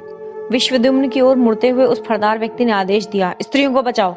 जब तक कि विश्वद्युम्न कोई प्रतिक्रिया दिखा पाता, उस फरदार व्यक्ति ने अपने लबादे को एक ओर फेंका और नदी में गोता लगा लिया। दांतों के मध्य चाकू दबाए वो अपनी ओर आते मगरमच्छ की ओर तैरने लगा। विश्वद्युम्न ने एक स्त्री को पकड़कर बांस की नौका पर डाल लिया, जो अब तक अचेत हो चुकी थी। दूसरी स्त्री की ओर मुड़ते हुए उसने उनको ढांढस बताया, मैं जल्द ही वापस आता हूँ। विश्वद्युम्न मुड़ा और अत्यधिक तेजी से किनारे की ओर बांस की नौका को खेकर जाने लगा। बीच में उसने पास आते सैनिकों से कहा, जल्दी पतवार चलाओ, स्वामी की जान खतरे में है। सैनिक ने पतवार चलाकर बांस की नौकाओं को उस ओर ले जाना प्रारंभ कर दिया जहां फरदार व्यक्ति नदी में कूदा था। पानी के नीचे जो संघर्ष चल रहा था, उससे नदी का पानी लाल रंग का हो चुका था। उन सैनिकों ने जल एवं समुद्र के देवता भगवान वरुण की मूक प्रार्थना की कि वो रक्त उनके स्वामी का ना हो। उनमें से एक सैनिक अपनी तलवार लेकर नदी में कूदने ही वाला था कि वो फरदार व्यक्ति जलस्तर पर ऊपर आया। उसका पूरा शरीर रक्त से लाल था। ये रक्त उस मगरमच्छ का था। वो उस दूसरी स्त्री की ओर तेजी से ताकत लगाकर तैरने लगा जो लगभग अचेत हो चुकी थी। सही समय पर पहुंचकर उसने उस स्त्री का सिर पानी से बाहर निकाल दिया। इसी मध्य 2 चंद्रवंशी सैनिक अपनी बांस की नौका से पानी में कूद पड़े। स्वामी, कृपया आप नौका पर चले जाएं, उनमें से एक ने कहा। हम तैर कर किनारे आ जाएंगे। पहले स्त्री की मदद करो, उस फरदार व्यक्ति ने कहा। सैनिकों ने उस अचेत स्त्री को बांस की नौका पर डाल दिया। उसके बाद वो फरदार व्यक्ति सावधानी से उस बांस की नौका पर चढ़ा और किनारे की ओर ले जाने लगा। जब तक फरदार व्यक्ति नदी के किनारे तक पहुंचता, विश्वदुम्न उस दूसरी स्त्री की चेतना वापस लाने में सफल हो चुका था। स्त्री तेजी से घटी घटनाओं के कारण कुछ भी समझ नहीं पा रही थी। क्या तुम ठीक हो? विश्वदुम्न ने उस स्त्री से पूछा। उत्तर में उस स्त्री ने विश्वदुम्न से हटकर दूर देखा और बहुत जोर से चिल्ला पड़ी। विश्वदुम्न भी पीछे मुड़ा। नदी के किनारे पर फरदार व्यक्ति दूसरी स्त्री के शिथिल शरीर को बाहों में लिए आ रहा था। उसके विशालकाय शरीर में उसके कपड़े चिपके हुए थे। उस नासमझ स्त्री ने देखा कि उस व्यक्ति के पूरे शरीर पर रक्त पड़ा था, जिसे उसने अपनी मित्र स्त्री का समझ लिया। तुमने ये क्या किया राक्षस? स्त्री ने चिल्लाकर कहा। नागा ने अचानक सिर ऊपर उठाकर देखा। उसकी आंखों में थोड़ा आश्चर्य दिखाई दिया, लेकिन उसने कुछ भी बोलने से स्वयं को रोका। उसने सावधानी से उस दूसरी स्त्री को भूमि पर लेटा दिया। विश्वदुम्न के पास वाली स्त्री ने उसे भय से देखा। नागा! वो जोर से चिल्लाई।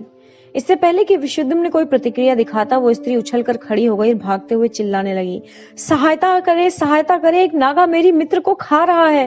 नागा ने विषाद पूर्ण दृष्टि से उस भागती हुई स्त्री को देखा।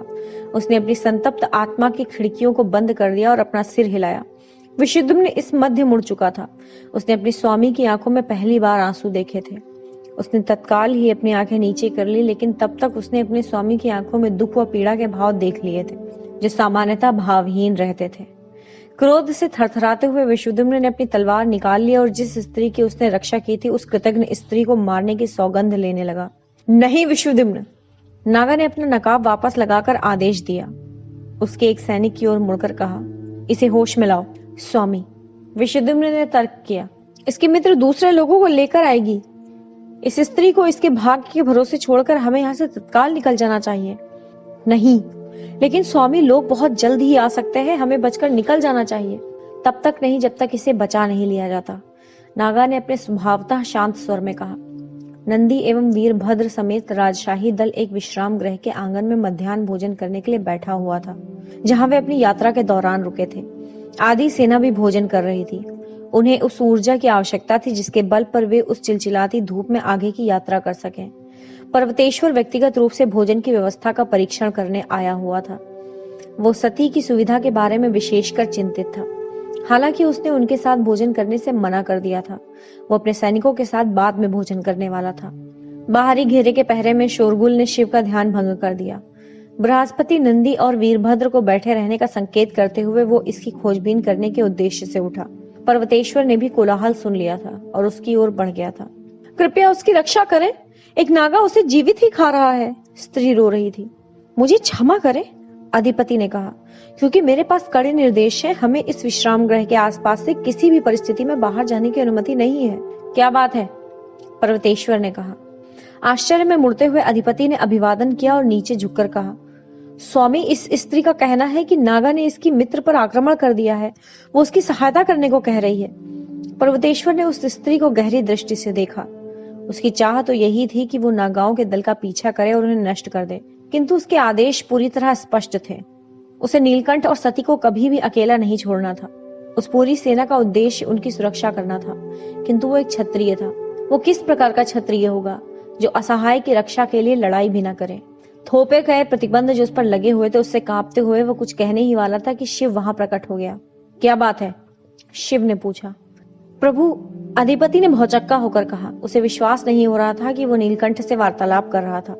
इस स्त्री का कहना है कि नागाओं ने इसके मित्र पर आक्रमण कर दिया है। हमें चिंता है कि कहीं ये कोई चाल ना हो। हमने मंदार पर्वत के मार्ग पर चंद्रवंशियों की दोहरी चाल के बारे में सुना है। शिव ने अपने अंतर्मन की बात सुनी। पीछे जाओ, उसकी सहायता करो। एक ही झटके में अपनी तलवार निकालकर उसने उस स्त्री से कहा, मुझे अपनी मित्र के पास ले चलो। पर्वतेश्वर ने शिव को आदर से देखा। वो थोड़ा था, किंतु था आदर ही। उसने भी तत्काल ही अपनी तलवार निकाल ली और अधिपति की ओर मुड़कर बोला, अपनी पलटन के साथ हमारे पीछे आओ। सेनापति वक्र, अचानक हमले की तैयारी के साथ पूरी सेना को चौकन्ने रहने के लिए कहो। राजकुमारी को किसी भी हालत में सुरक्षित रखना है। शिव और पर्वतेश्वर उस स्त्री के पीछे दौड़ पड़े जो उन्हें उस ओर लेकर जा रही थी। वो वहां की स्थानीय महिला थी। अधिपति 30 सैनिकों के दल के साथ उनके साथ चल पड़ा था। लगभग 1 घंटे की दौड़ के बाद वे अंततः नदी के किनारे उस स्थल पर पहुंचे जहां मदहोशी की हालत में एक स्त्री धरती पर बैठी हुई थी। गहरी गहरी सांस लेती हुई वो स्तब्ध होकर दूर किसी काल्पनिक दृश्य को गहराई से देख रही थी। उसके पूरे शरीर पर रक्त लगा हुआ था, किंतु विचित्र बात यह थी कि उसे कोई चोट नहीं लगी थी। नदी से आते हुए और नदी की ओर जाते हुए बहुत सारे पदचिन्ह दिखाई दे रहे थे। अधिपति ने संदेह की दृष्टि से उस स्त्री को देखा जो उन्हें वहां लेकर आई थी। अपने सैनिकों की ओर मुड़ते हुए उसने आदेश दिया, मुख्य सेनानायक एवं नीलकंठ के चारों ओर एक घेरा बना लो, ये चाल भी हो सकती है। वो जीवित ही खाई जा रही थी, मैं सच कह रही हूँ, स्त्री ने चिल्लाकर कहा, जो अपने मित्र को जीवित एवं बिना किसी हानि के देखने पर विस्मित थी। नहीं, ऐसा नहीं था, शिव ने बड़ी शांति से कहा। उसने नदी में तैरते हुए एक मगरमच्छ के मृत शरीर की ओर संकेत किया। कौओं का बड़ा सा झुंड उसके मृत शरीर पर बैठा था और एक दूसरे से लड़ाई करते हुए उसे नोच खसोट रहे थे। उसने अभी कुछ देर पहले ही उस मगरमच्छ से उसकी रक्षा की है। वो जो कोई भी था उस पार चला गया है प्रभु। अधिपति ने नदी के किनारे बहुत सारे पदचिन्हों को दिखाते हुए कहा। एक नागा इस स्त्री की रक्षा करने के लिए अपनी जान जोखिम में भला क्यों डालेगा? शिव ने पूछा। पर्वतेश्वर भी इस पर अचंभित प्रतीत हुआ। अब तक जो उन्होंने देखा था यह उन रक्त पिपासु नागाओं के स्वभाव से ठीक विपरीत घटने वाली घटना थी। प्रभु, अधिपति ने शिव और पर्वतेश्वर दोनों को संबोधित करते हुए कहा, स्त्री सुरक्षित प्रतीत होती है। संभवतः सब लोगों का रुकना उचित नहीं जान पड़ता है। यदि आपकी आज्ञा हो तो मैं इन स्त्रियों को इनके गांव तक छोड़ आता हूँ और काफिले को कोटद्वार में मिलता हूँ। आप लोग विश्राम गृह की ओर प्रस्थान कर सकते हैं। पर्वतेश्वर ने कहा, अपने साथ 4 सैनिकों को भी सुरक्षा की दृष्टि से ले जाओ। शिव एवं पर्वतेश्वर दोनों ही वहां से चल पड़े। उस अनोखी घटना पर दोनों ही विस्मित थे। देर शाम को शिव, बृहस्पति, नंदी और वीरभद्र आग के पास गोल घेरे में शांति से बैठे हुए थे। शिव ने मुड़कर सती की ओर देखा, जो आयुर्वती एवं कृतिका के साथ विश्राम गृह के बरामदे में कुछ दूरी पर बैठी गंभीर चर्चा में तल्लीन थी। पर्वतेश्वर पूर्व की भांति सैनिकों की व्यवस्था देख रहा था। वो व्यक्तिगत रूप से सुरक्षा व्यवस्था एवं अपने सैनिकों की सुविधा का परीक्षण कर रहा था। ये तैयार है शिव, वीरभद्र ने चिलम शिव को देते हुए कहा। शिव ने उस चिलम को अपने होठों से लगाया और बहुत जोर से कश खींचा। प्रकट रूप से वो आनंदित हुआ। चैन की आवश्यकता को देखते हुए उसने अपने मित्र को देने से पहले थोड़ा और धूम्रपान किया। वीरभद्र ने बृहस्पति एवं नंदी को कश लेने का आग्रह किया, किंतु उन दोनों ने मना कर दिया। बृहस्पति ने शिव की ओर गहरी दृष्टि से देखा, जो चुपके चुपके सती को बार बार देख रहा था। वो मुस्कुराया और उसने सिर हिलाया। क्या? शिव ने पूछा, क्योंकि उसने बृहस्पति की मुद्रा को देख लिया था। मैं आपकी आकांक्षा समझ रहा हूं मित्र, बृहस्पति ने फुसफुसा कर कहा, किंतु आप जिसकी आशा कर रहे हैं वो बहुत कठिन है, लगभग असंभव। जब वो इतनी मूल्यवान है तो आसान तो नहीं ही होगी। क्या हो सकती है?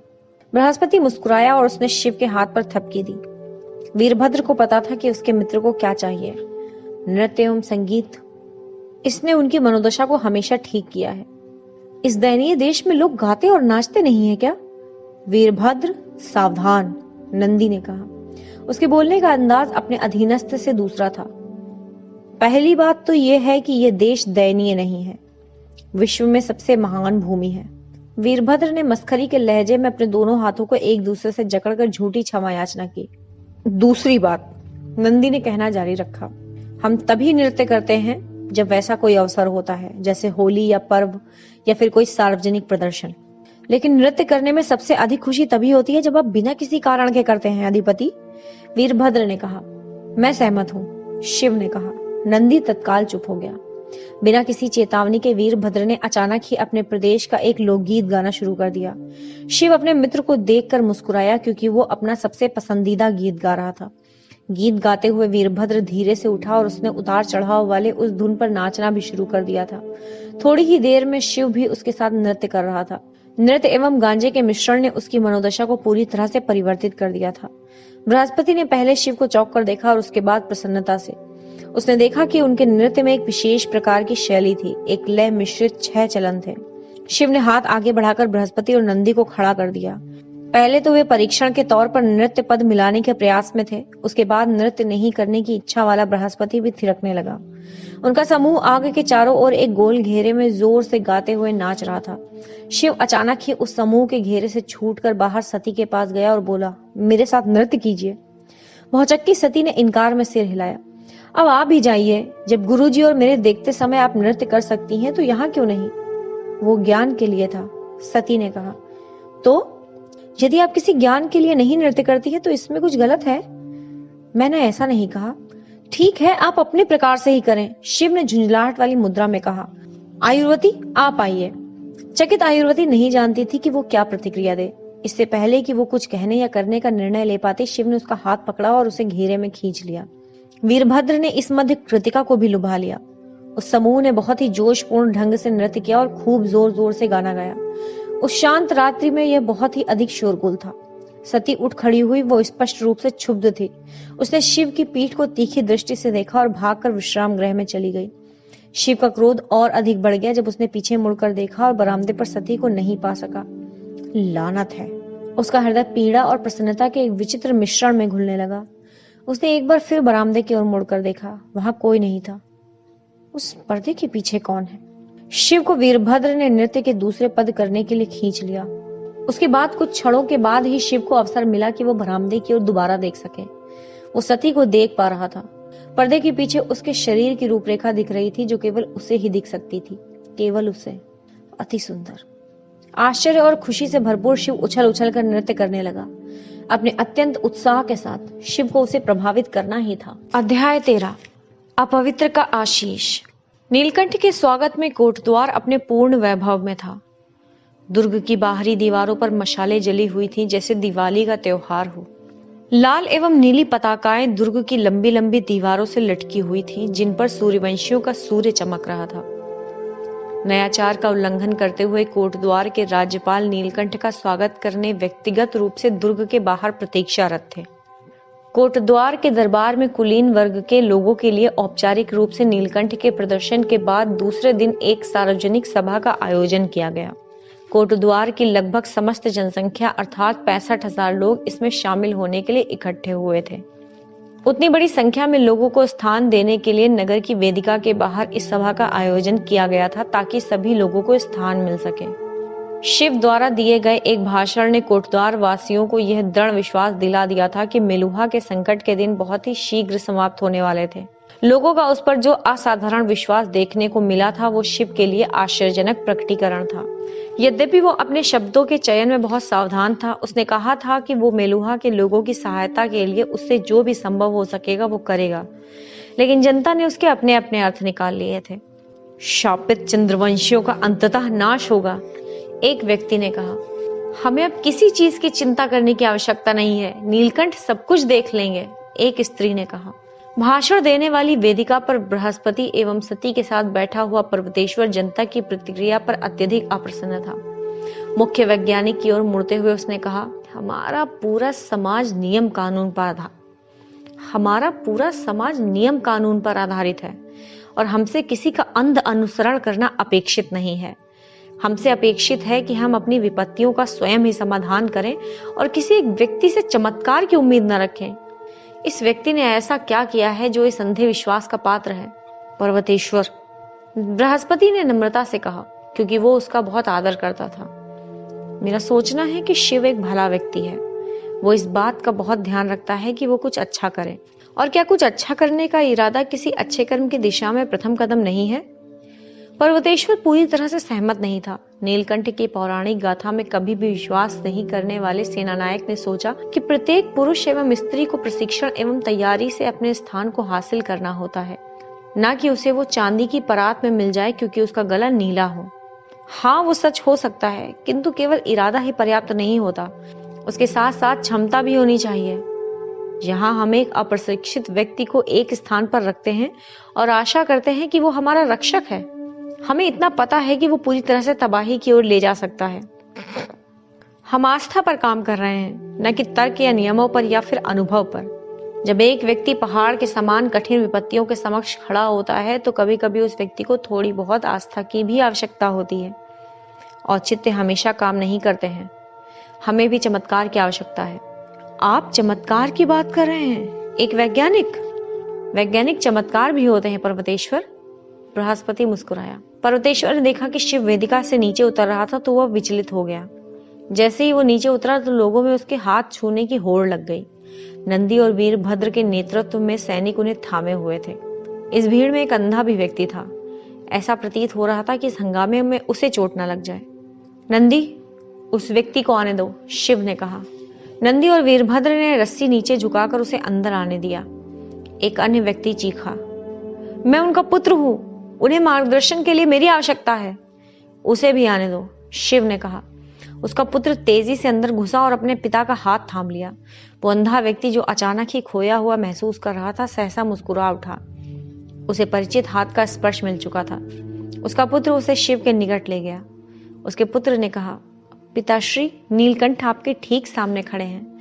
क्या आप उनकी उपस्थिति का अनुभव कर सकते हैं? उस अंधे व्यक्ति की आंखों से अश्रुधारा प्रवाहित होने लगी।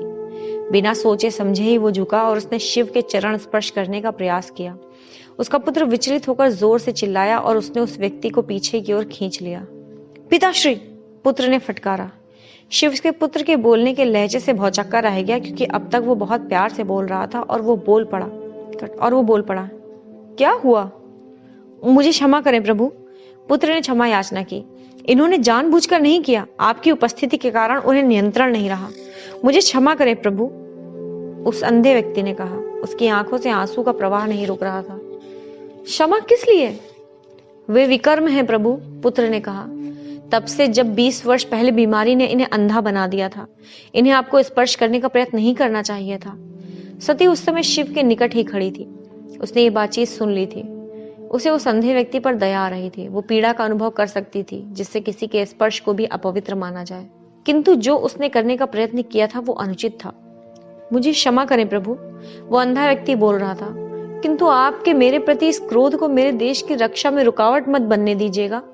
हमारा देश सबसे महान है, जिसे परमात्मा ने बनाया है। दुष्ट चंद्रवंशियों से इस समाज की रक्षा करें, हमारी रक्षा करें। वो अंधा व्यक्ति पश्चाताप की मुद्रा में हाथ जोड़े रोता जा रहा था। शिव उसके इस बड़प्पन से हिल गया था। वो अभी भी अपने देश को प्यार करता है, जो उससे इतना अन्यायपूर्ण व्यवहार करता है। क्यों? और तो और वो ये भी नहीं सोच रहा है कि उसके साथ अन्याय हो रहा है। शिव की आंखों से आंसू छलक आए। उसने महसूस किया कि वो ऐसे व्यक्ति को देख रहा है जिस पर भाग्य ने निर्दयता की है। मैं इस बकवास को रोकूंगा। शिव ने आगे कदम बढ़ाया और झुक गया। हैरान परेशान उस अंधे व्यक्ति के पुत्र ने अविश्वास में देखा कि नीलकंठ ने उसके विकर्म पिता के चरण छुए। कुछ क्षण के लिए वो अंधा व्यक्ति सागर में गोते लगा रहा था। जब उसे ये बात समझ में आई कि नीलकंठ ने क्या किया, तो सदमे में उसके हाथ उसके खुले मुंह पर चला गया। शिव उस अंधे व्यक्ति के सामने उठा और खड़ा हुआ। मुझे आशीर्वाद दे श्रीमान, ताकि मुझ में इतनी शक्ति आ जाए कि आप जैसे देशभक्त के लिए मैं युद्ध कर सकूं। वो अंधा व्यक्ति मूक बन चुका था। अचंभे से उसकी आंखों के आंसू सूख गए थे। वो गिरने ही वाला था कि शिव ने एक कदम आगे बढ़कर उसे थाम लिया, नहीं तो अवश्य गिर गया होता। उसके बाद उस अंधे व्यक्ति को इतना कहने का बल मिला, विजयी भव। शिव ने जब उसे छोड़ा तो पुत्र ने अपने पिता के शिथिल शरीर को पकड़ लिया। शिव ने जो किया था, उस घटना पर समूची भीड़ स्तब्ध होकर मूक बन गई थी। विकर्ण की छूने की बात तो एक तरफ, शिव ने तो उससे आशीर्वाद भी मांगा था। शिव मुड़ा तो उसने पर्वतेश्वर के क्रोध से भरे मुख को देखा। शिव ने नियम का उल्लंघन किया था, निर्लज्जता और सार्वजनिक रूप से उसे तोड़ा था। उसके बगल में सती खड़ी थी। उसका मुख, उसकी आंखें, उसका पूरा व्यवहार भाव विहीन था। ये ऐसी क्या बात सोच रही है? बृहस्पति और सती ने शिव के कमरे में प्रवेश किया। जैसे ही वो एकांत में हुआ, अपने दो पसंदीदा व्यक्तियों को देखने पर उसके मुख पर आई मुस्कान सती के स्वर के साथ अदृश्य हो गई। आपको अवश्य शुद्धिकरण करवा लेना चाहिए। उसने दृष्टि उठाकर उनकी ओर देखा और सरलता से कहा, नहीं, आप कहना क्या चाहते हैं? मेरे कहने का सीधा सा अर्थ है न, नहीं, नको। शिव ने कश्मीरी एवं कोटद्वार की लोक भाषाओं में नहीं के लिए प्रयुक्त होने वाले शब्दों के उच्चारण किए। शिव, बृहस्पति ने गंभीरता के साथ कहा, यह मस्खरी की बात नहीं है। मैं सती से सहमत हूँ। राज्यपाल भी आपकी सुरक्षा के बारे में चिंतित हैं और उन्होंने एक पंडित की भी व्यवस्था कर ली है। वे बाहर प्रतीक्षा कर रहे हैं। आप अभी ये धर्माचार करवा लें। लेकिन मैंने अभी कहा कि मैं नहीं करवाना चाहता। शिव, सती ने अपने पुराने लहजे में आकर कहा, मैं आपका अत्यधिक आदर करती हूँ। आपकी वीरता, आपकी बुद्धि, आपकी प्रतिभा, सबका आदर करती हूँ। लेकिन आप नियमों से परे नहीं हैं।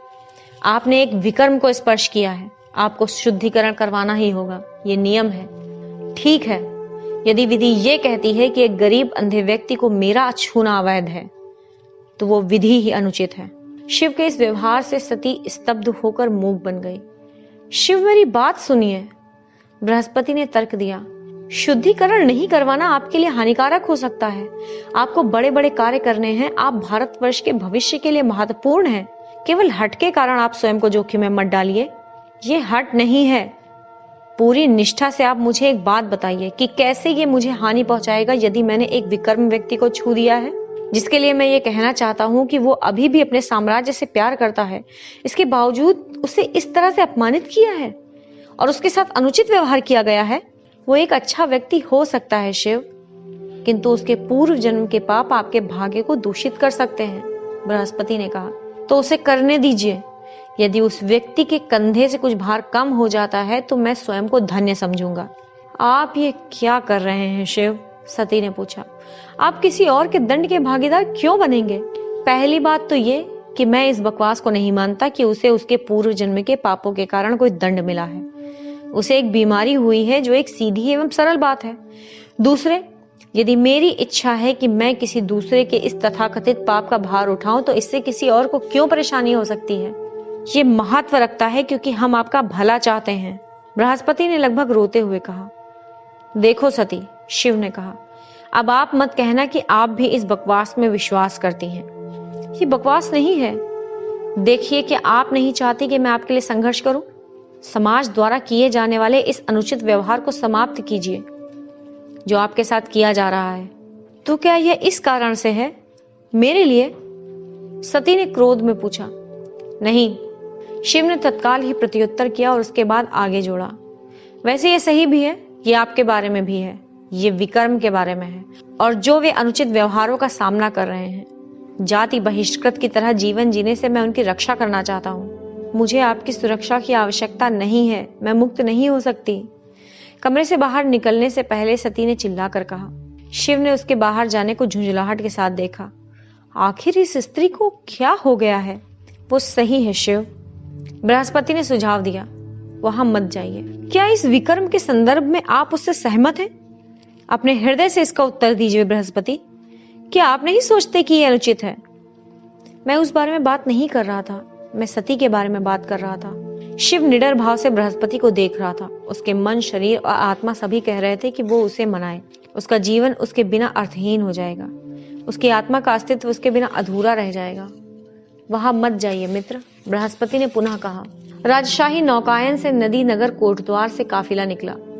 उसके आगे और पीछे राजशाही नौकायन की भव्यता एवं आकार वाले दो और नौकायन भी साथ साथ चले। ये मेलुहा की लाक्षणिक सुरक्षा व्यवस्था थी, जिसमें अतिरिक्त नौकाएं ये गफलत उत्पन्न करने के लिए थी ताकि सरलता से पता ना चले कि राजसी परिवार किस नौकायान में यात्रा कर रहा था। समस्त राजसी दल दूसरे नौकायान में था। इसके अतिरिक्त 5 अतिरिक्त छोटी, तेजी से उधर उधर ले जाई जा सकने वाली नौकाएं राजसी काफिले के दोनों ओर चल रही थीं। वे राजसी नौकायानों की ही गति से दोनों ही ओर चल रहे थे ताकि घात लगाकर किए जाने वाले आक्रमण से सुरक्षा प्रदान की जा सके। जब मानसून सक्रिय नहीं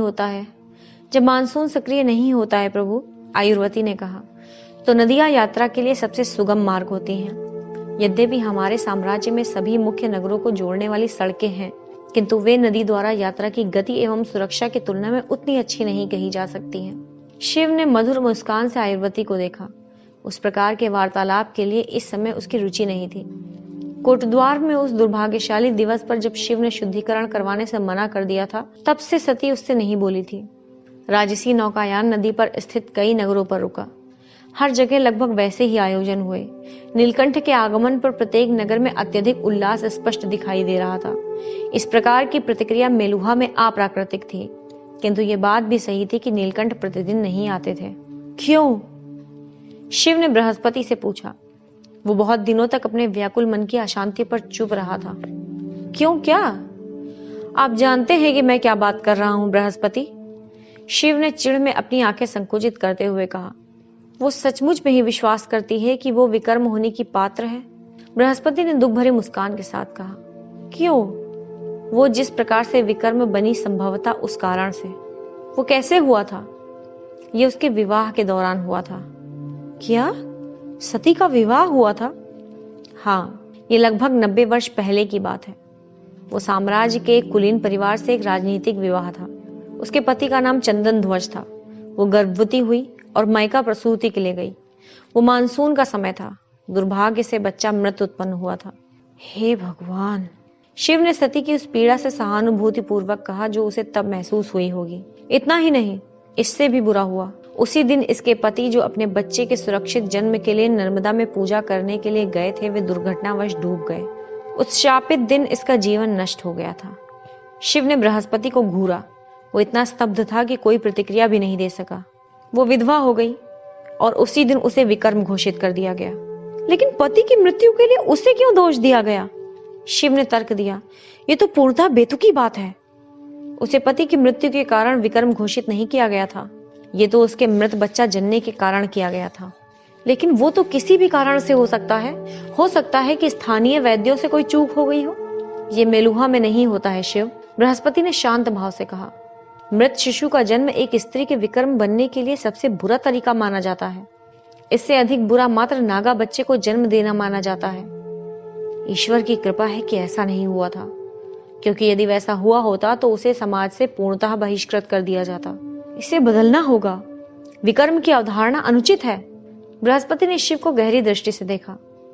आप एक विकर्म की रक्षा कर सकते हैं शिव, किंतु आप उस स्त्री की रक्षा कैसे कर सकते हैं जो रक्षित होना नहीं चाहती? वो सचमुच में ही ऐसा विश्वास करती है कि वो दंड की पात्र है। क्यों?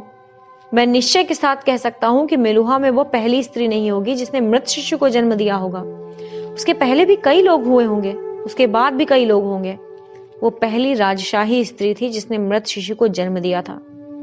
उसका भाग्य सम्राट के लिए शर्मिंदगी का स्रोत रहा है। उनके वंश के बारे में ये प्रश्न खड़े करता है। ये उनके वंश के बारे में प्रश्न कैसे उठा सकता है? सती उनकी जन्मपुत्री नहीं है, वो भी मैका से आई होगी। क्या मैं सही हूं? नहीं मेरे मित्र, वो नियम कुलीन परिवारों के लिए 250 वर्ष पहले शिथिल कर दिया गया था। प्रकट रूप से उस समय ये राष्ट्रीय हित में किया गया था कि कुलीन परिवारों को अपनी जन्म संतति रखने की अनुमति प्रदान कर दी गई थी। कुछ नियमों में संशोधन किए जा सकते हैं। यदि 90% ब्राह्मण, क्षत्रिय एवं वैश्य जो एक चयनित जाति वर्ग एवं मानकीय व्यावसायिक स्तर से ऊंचे हो, इस परिवर्तन के लिए मतदान करते हैं। ऐसी मतैक्यता की कुछ ही घटनाएं हुई हैं। उनमें से एक ये भी थी। मात्र एक व्यक्ति ने इसका विरोध किया था। कौन? श्रीमान सत्यध्वज, पर्वतेश्वर के पितामह ने। जब से ये नियम पारित हुआ है तब से उनके परिवार ने प्रतिज्ञा ले रखी है कि वे जन्म संतति नहीं रखेंगे। पर्वतेश्वर आज तक उस वचन का सम्मान करते हैं। लेकिन यदि जन्म नियम को बदला जा सकता है, शिव ने कुछ विचार कर कहा, तो विकर्म नियम को क्यों नहीं बदला जा सकता? क्योंकि इससे बहुत अधिक कुलीन परिवार प्रभावित नहीं है। ये कड़वी सच्चाई है। लेकिन ये सारी बातें तो प्रभु श्री राम की सीख के विरुद्ध जाती हैं। प्रभु श्री राम की सीख भी कहती है कि विकर्म की अवधारणा उचित है। क्या आप उसके ऊपर प्रश्न चिन्ह लगाना चाहते हैं? शिव ने नदी की ओर देखने से पहले चुप होकर ध्यान से बृहस्पति को देखा। प्रभु श्री राम के नियमों पर प्रश्न उठाना कोई अनुचित बात नहीं है मित्र, बृहस्पति ने कहा। कई बार ऐसा हुआ था जब उन्होंने दूसरों के कारण विवरण को देखकर नियम में बदलाव किए थे। प्रश्न ये है कि नियमों को परिवर्तित करने के पीछे आपकी मंशा क्या है? क्या इसलिए कि आप सचमुच ही ऐसा मानते हैं कि नियम अनुचित है, या फिर इसलिए कि आप सती की ओर आकर्षित हैं और आप इस असुविधाजनक नियम को हटाना चाहते हैं क्योंकि वो आपके मार्ग में बाधा है? मैं सचमुच ही मानता हूँ कि विकर्म नियम अनुचित है। मैं इसे उस समय से महसूस कर रहा हूँ जब से मुझे इसके बारे में पता चला है। उससे भी पहले जब मुझे पता चला कि सती विकर्म है। किंतु सती ऐसा नहीं मानती कि ये नियम अनुचित है। लेकिन वो एक नेक स्त्री है। वो इस प्रकार के आचरण की पात्र नहीं है। वो मात्र एक नेक स्त्री ही नहीं है। मैं जितनी भी स्त्रियों से आज तक मिल पाया हूँ उनमें वो सर्वश्रेष्ठ है। वो सुंदर है, सच्ची है, सीधी बात करने वाली है, वीर है और बुद्धिमान है। उसमें वो सब है जो एक पुरुष एक स्त्री में देखना चाहता है। किंतु आप मात्र एक व्यक्ति नहीं हैं, आप नीलकंठ हैं। शिव पीछे मुड़ा और वो उस नौकायान की लोहे की छड़ की आड़ पर अपने हाथ रखकर सहारा लेकर खड़ा हो गया। नदी के किनारे किनारे दूर उस सघन वन को शिव ने देखा। उनका नौकायान जल में हिचकोले लेता हुआ आगे बढ़ रहा था। सुकून पहुंचाने वाली शाम की मंद पवन शिव के लंबे बालों के गुच्छों को लहरा रही थी। मैंने आपसे पहले भी कहा था मित्र, बृहस्पति ने कहा, इस दुर्भाग्यपूर्ण नीले गले के कारण आप जो कोई भी निर्णय लेंगे उसके कई परिणाम होंगे। आपको कुछ भी करने से पहले कई बार सोचना पड़ेगा। देर रात हो चुकी थी। राजशाही काफिला सिंधु नदी पर स्थित सुतगेनगढ़ नामक नगर से चल पड़ा था। नीलकंठ को देखने पर सुतगेनगढ़ में भावनाएं अवश्यंभावी रूप से उमड़ पड़ी थी। अब जब भी नीलकंठ दर्शन देते थे तो ये एक सामान्य नियम जैसा प्रतीत होता था। उनकी सभ्यता के रक्षक अंततः आ ही गए थे। हालांकि उनका रक्षक अपने ही निजी नर्क में था। पिछले कई सप्ताहों से सती ने शिव से दूरी बनाए रखी थी। वो अंदर ही अंदर टूट चुका था। उसकी पीड़ा और उदासी इतनी गहरी हो चुकी थी कि उसे माप पाना असंभव था। काफिले का अगला पड़ाव प्रसिद्ध नगर मोहनजोदारो अथवा मोहन की वेदिका पर था। उस विशाल सिंधु नदी पर बसे उस नगर को महान दार्शनिक पंडित श्री मोहन को समर्पित किया गया था, जो कई सहस्त्राब्दियों पूर्व वहां निवास करते थे। जब उसने मोहनजोदारो के लोगों से भेंट कर ली तो शिव ने श्री मोहन के मंदिर पर भ्रमण करने की इच्छा प्रकट की। वो मंदिर नगर की मुख्य वेदिका के बाहर सिंधु नदी के तट पर नीचे जाकर बना हुआ था। राज्यपाल ने इच्छा जताई कि वे प्रभु नीलकंठ को एक भव्य सवारी में वहां ले चलेंगे। हालांकि शिव ने वहां अकेले ही जाने की हट की थी। उसे प्रतीत हो रहा था कि वो मंदिर उसे खींच रहा था, उसे बुला रहा था। उसने ये भी अनुभव किया कि संभव है कि वहां उसके विपत्तिग्रस्त हृदय का कोई ना कोई हल मिल जाएगा। मंदिर बहुत ही साधारण था, स्वयं श्री मोहन की तरह ही। एक छोटे साधारण निर्माण ने घोषणा की थी कि यह किसी ज्ञानी का जन्मस्थल था। उस मंदिर के महत्व का प्रमाण मात्र इस बात से पता चलता था कि उसके प्रांगण में चारों दिशाओं में विशालकाय द्वार बने हुए थे, जैसा कि शिव ने निर्देशित किया था। नंदी एवं वीरभद्र एक पलटन समेत बाहर प्रतीक्षा कर रहे थे। शिव सुविधा प्रदान करने वाले गुलूबंद को अपने गले में लपेटकर सीढ़ियों पर चढ़ने लगा। उसे एक लंबे समय के बाद शांति की अनुभूति हुई थी। उसने प्रवेश द्वार का घंटा बजाया और एक खंबे से सटकर बैठ गया। उसकी आंखें बंद थी और वो गहरे ध्यान में लीन था। अचानक आश्चर्यजनक रूप से जाने पहचाने स्वर ने पूछा, आप कैसे हैं मित्र? अध्याय 14, मोहनजोदारो का पंडित। शिव ने अपनी आंखें खोली तो वो उस व्यक्ति को निहारने लगा जो उस पंडित की प्रतिकृति जैसा जान पड़ रहा था, जो उसे ब्रह्मा मंदिर में मिला था। और ऐसा प्रतीत हो रहा था कि उसी का दूसरा प्रतिरूप हो। उसके भी वैसे ही श्वेत लंबे प्रवाह की तरह झूलती दाढ़ी और श्वेत घने बाल थे।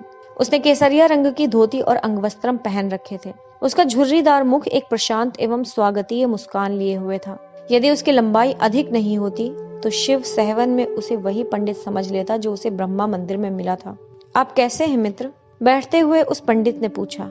मैं ठीक हूँ पंडित जी, शिव ने भारतीय शब्द जी का प्रयोग करते हुए कहा, जो सम्मान देने के लिए प्रयुक्त होता है। वो समझ नहीं पा रहा था कि यह हस्तक्षेप उसे अच्छा लग रहा था या नहीं। उसे लगभग ऐसा ही प्रतीत हो रहा था कि उसे इस मंदिर में लाया गया था ताकि वो उस पंडित से भेंट कर सके। उसने पूछा, क्या मेलुहा के सभी पंडित एक जैसे ही दिखते हैं?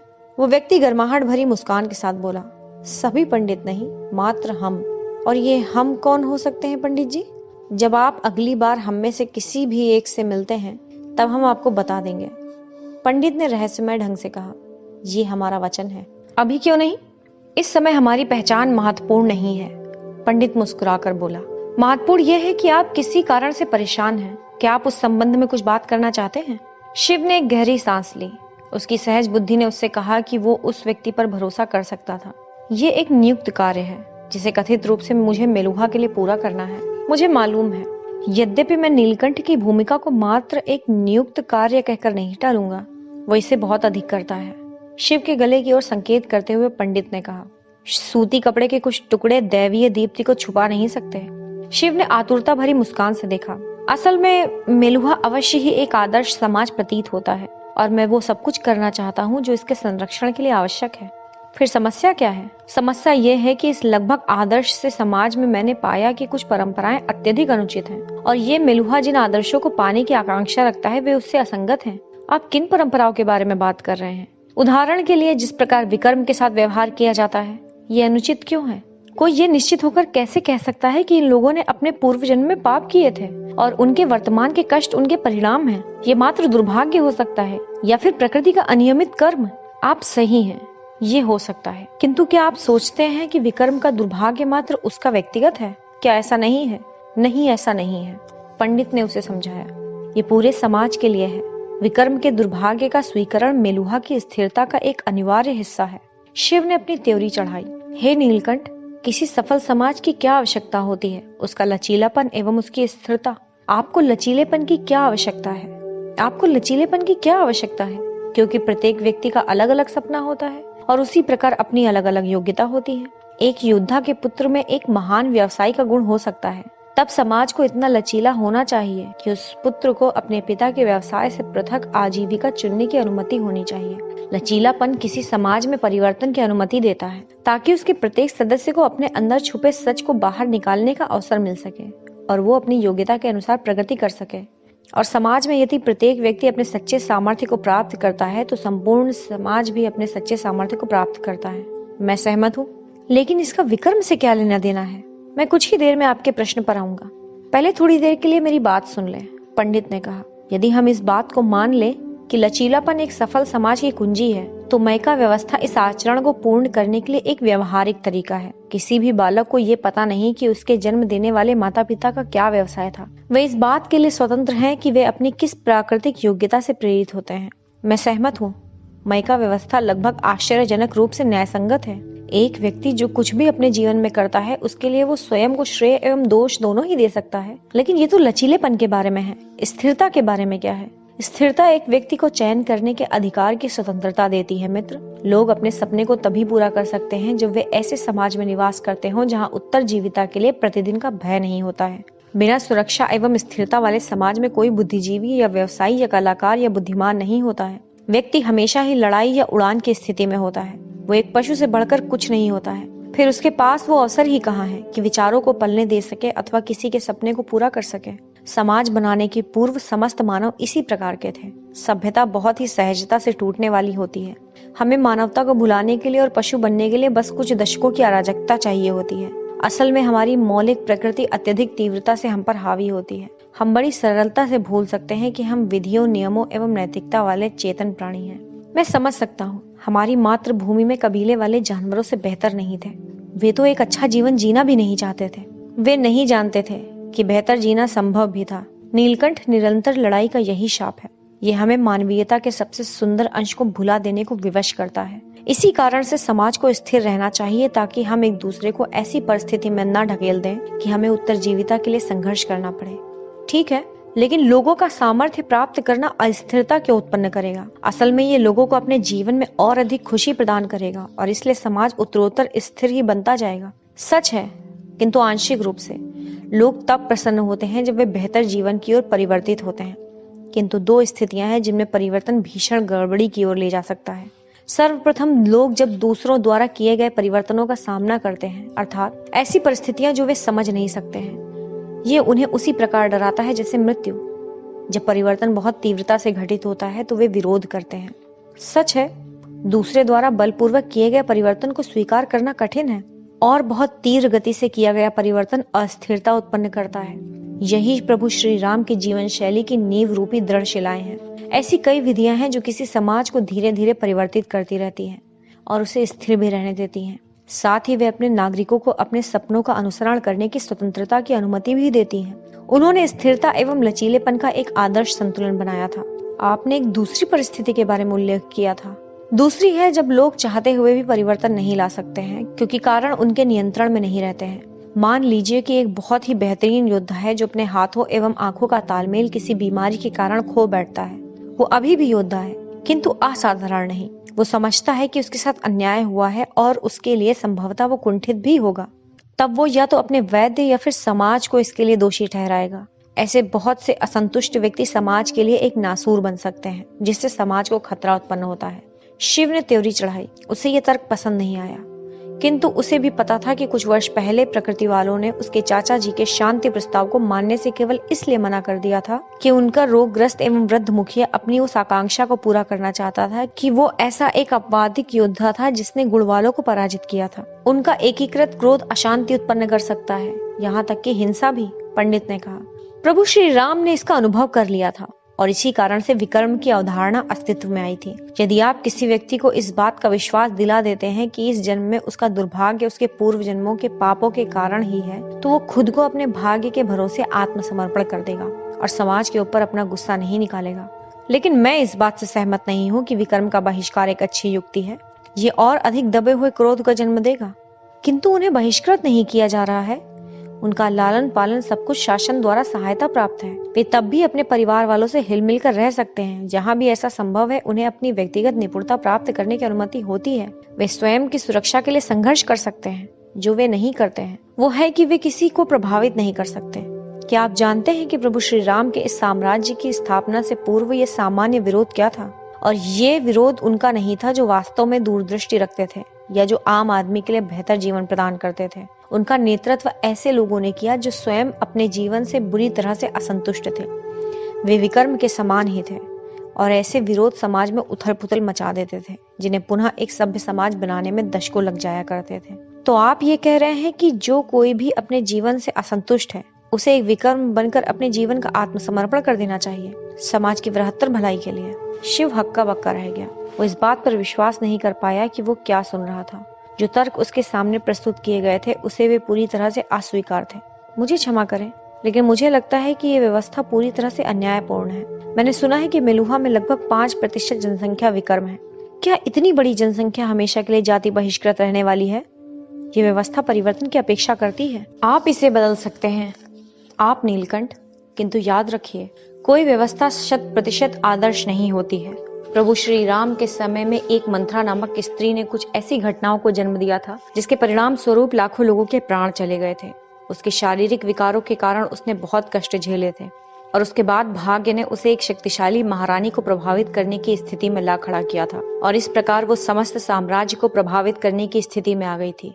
इसलिए भाग्य द्वारा एक विद्रोपित व्यक्ति के दुर्भाग्य ने असाधारण नरसंहार सृजन किए थे। यह आम लोगों के लिए अच्छा नहीं है कि वो व्यक्ति एक विकर्म घोषित हो जाता है। कोई उत्तर आसान नहीं होता है। ये कहने के बावजूद भी मैं इतना कह सकता हूँ कि आप भी सही हो सकते हैं। हो सकता है कि विकर्म व्यक्तियों की जनसंख्या इतनी अधिक हो चली है कि वो चरम स्थिति में पहुंच चुकी है जो समाज को उलटकर अव्यवस्था उत्पन्न कर सकती है। क्या इस समस्या का निदान मेरे पास है? नहीं, हो सकता है आप कुछ निदान निकाल सकते हैं। शिव ने अपना चेहरा घुमा लिया। उसका हृदय इस बात का विश्वास करता था कि विकर्म व्यवस्था अन्यायपूर्ण तथा अनुचित था। क्या आप सभी विकर्मों के लिए चिंतित हैं, हे नीलकंठ? पंडित ने पूछा। या फिर मात्र एक के लिए? प्रभु वहां क्या कर रहे हैं? नंदी ने पूछा। वे बहुत समय ले रहे हैं। मुझे नहीं पता, वीरभद्र ने कहा। मुझे केवल इतना पता है कि शिव यदि ये कहते हैं कि उन्हें कुछ करने की आवश्यकता है तो मुझे स्वीकार है। तुम प्रभु का नाम लेकर क्यों पुकारते हो? क्योंकि ये उनका नाम है। नंदी इस सरल उत्तर पर मुस्कुराया और मुड़कर मंदिर की ओर देखने लगा। मुझे ये बताओ अधिपति, वीरभद्र नंदी के समीप आते हुए बोला, क्या कृतिका की बोली लगी है? बोली लगी हुई है, मेरा मतलब है, वीरभद्र ने कहना जारी रखा। क्या उस तक पहुंचना नामुमकिन है? पहुंचना नामुमकिन? तुम्हें पता है मैं क्या कहना चाहता हूँ, वीरभद्र ने सिंदूरी लाल होते हुए कहा। वो एक विधवा है, नंदी ने कहा। उसके पति का निधन 15 वर्ष पूर्व हो गया था। ओह, ये तो बहुत बुरा हुआ। हाँ, बहुत बुरा। नंदी ने वीरभद्र की ओर मुस्कान से देखा। लेकिन तुम्हारे प्रश्न का उत्तर यही है कि उसकी बोली नहीं लगी हुई है। देवी, क्या मैं कुछ प्रार्थना कर सकती हूँ? कृतिका ने पूछा।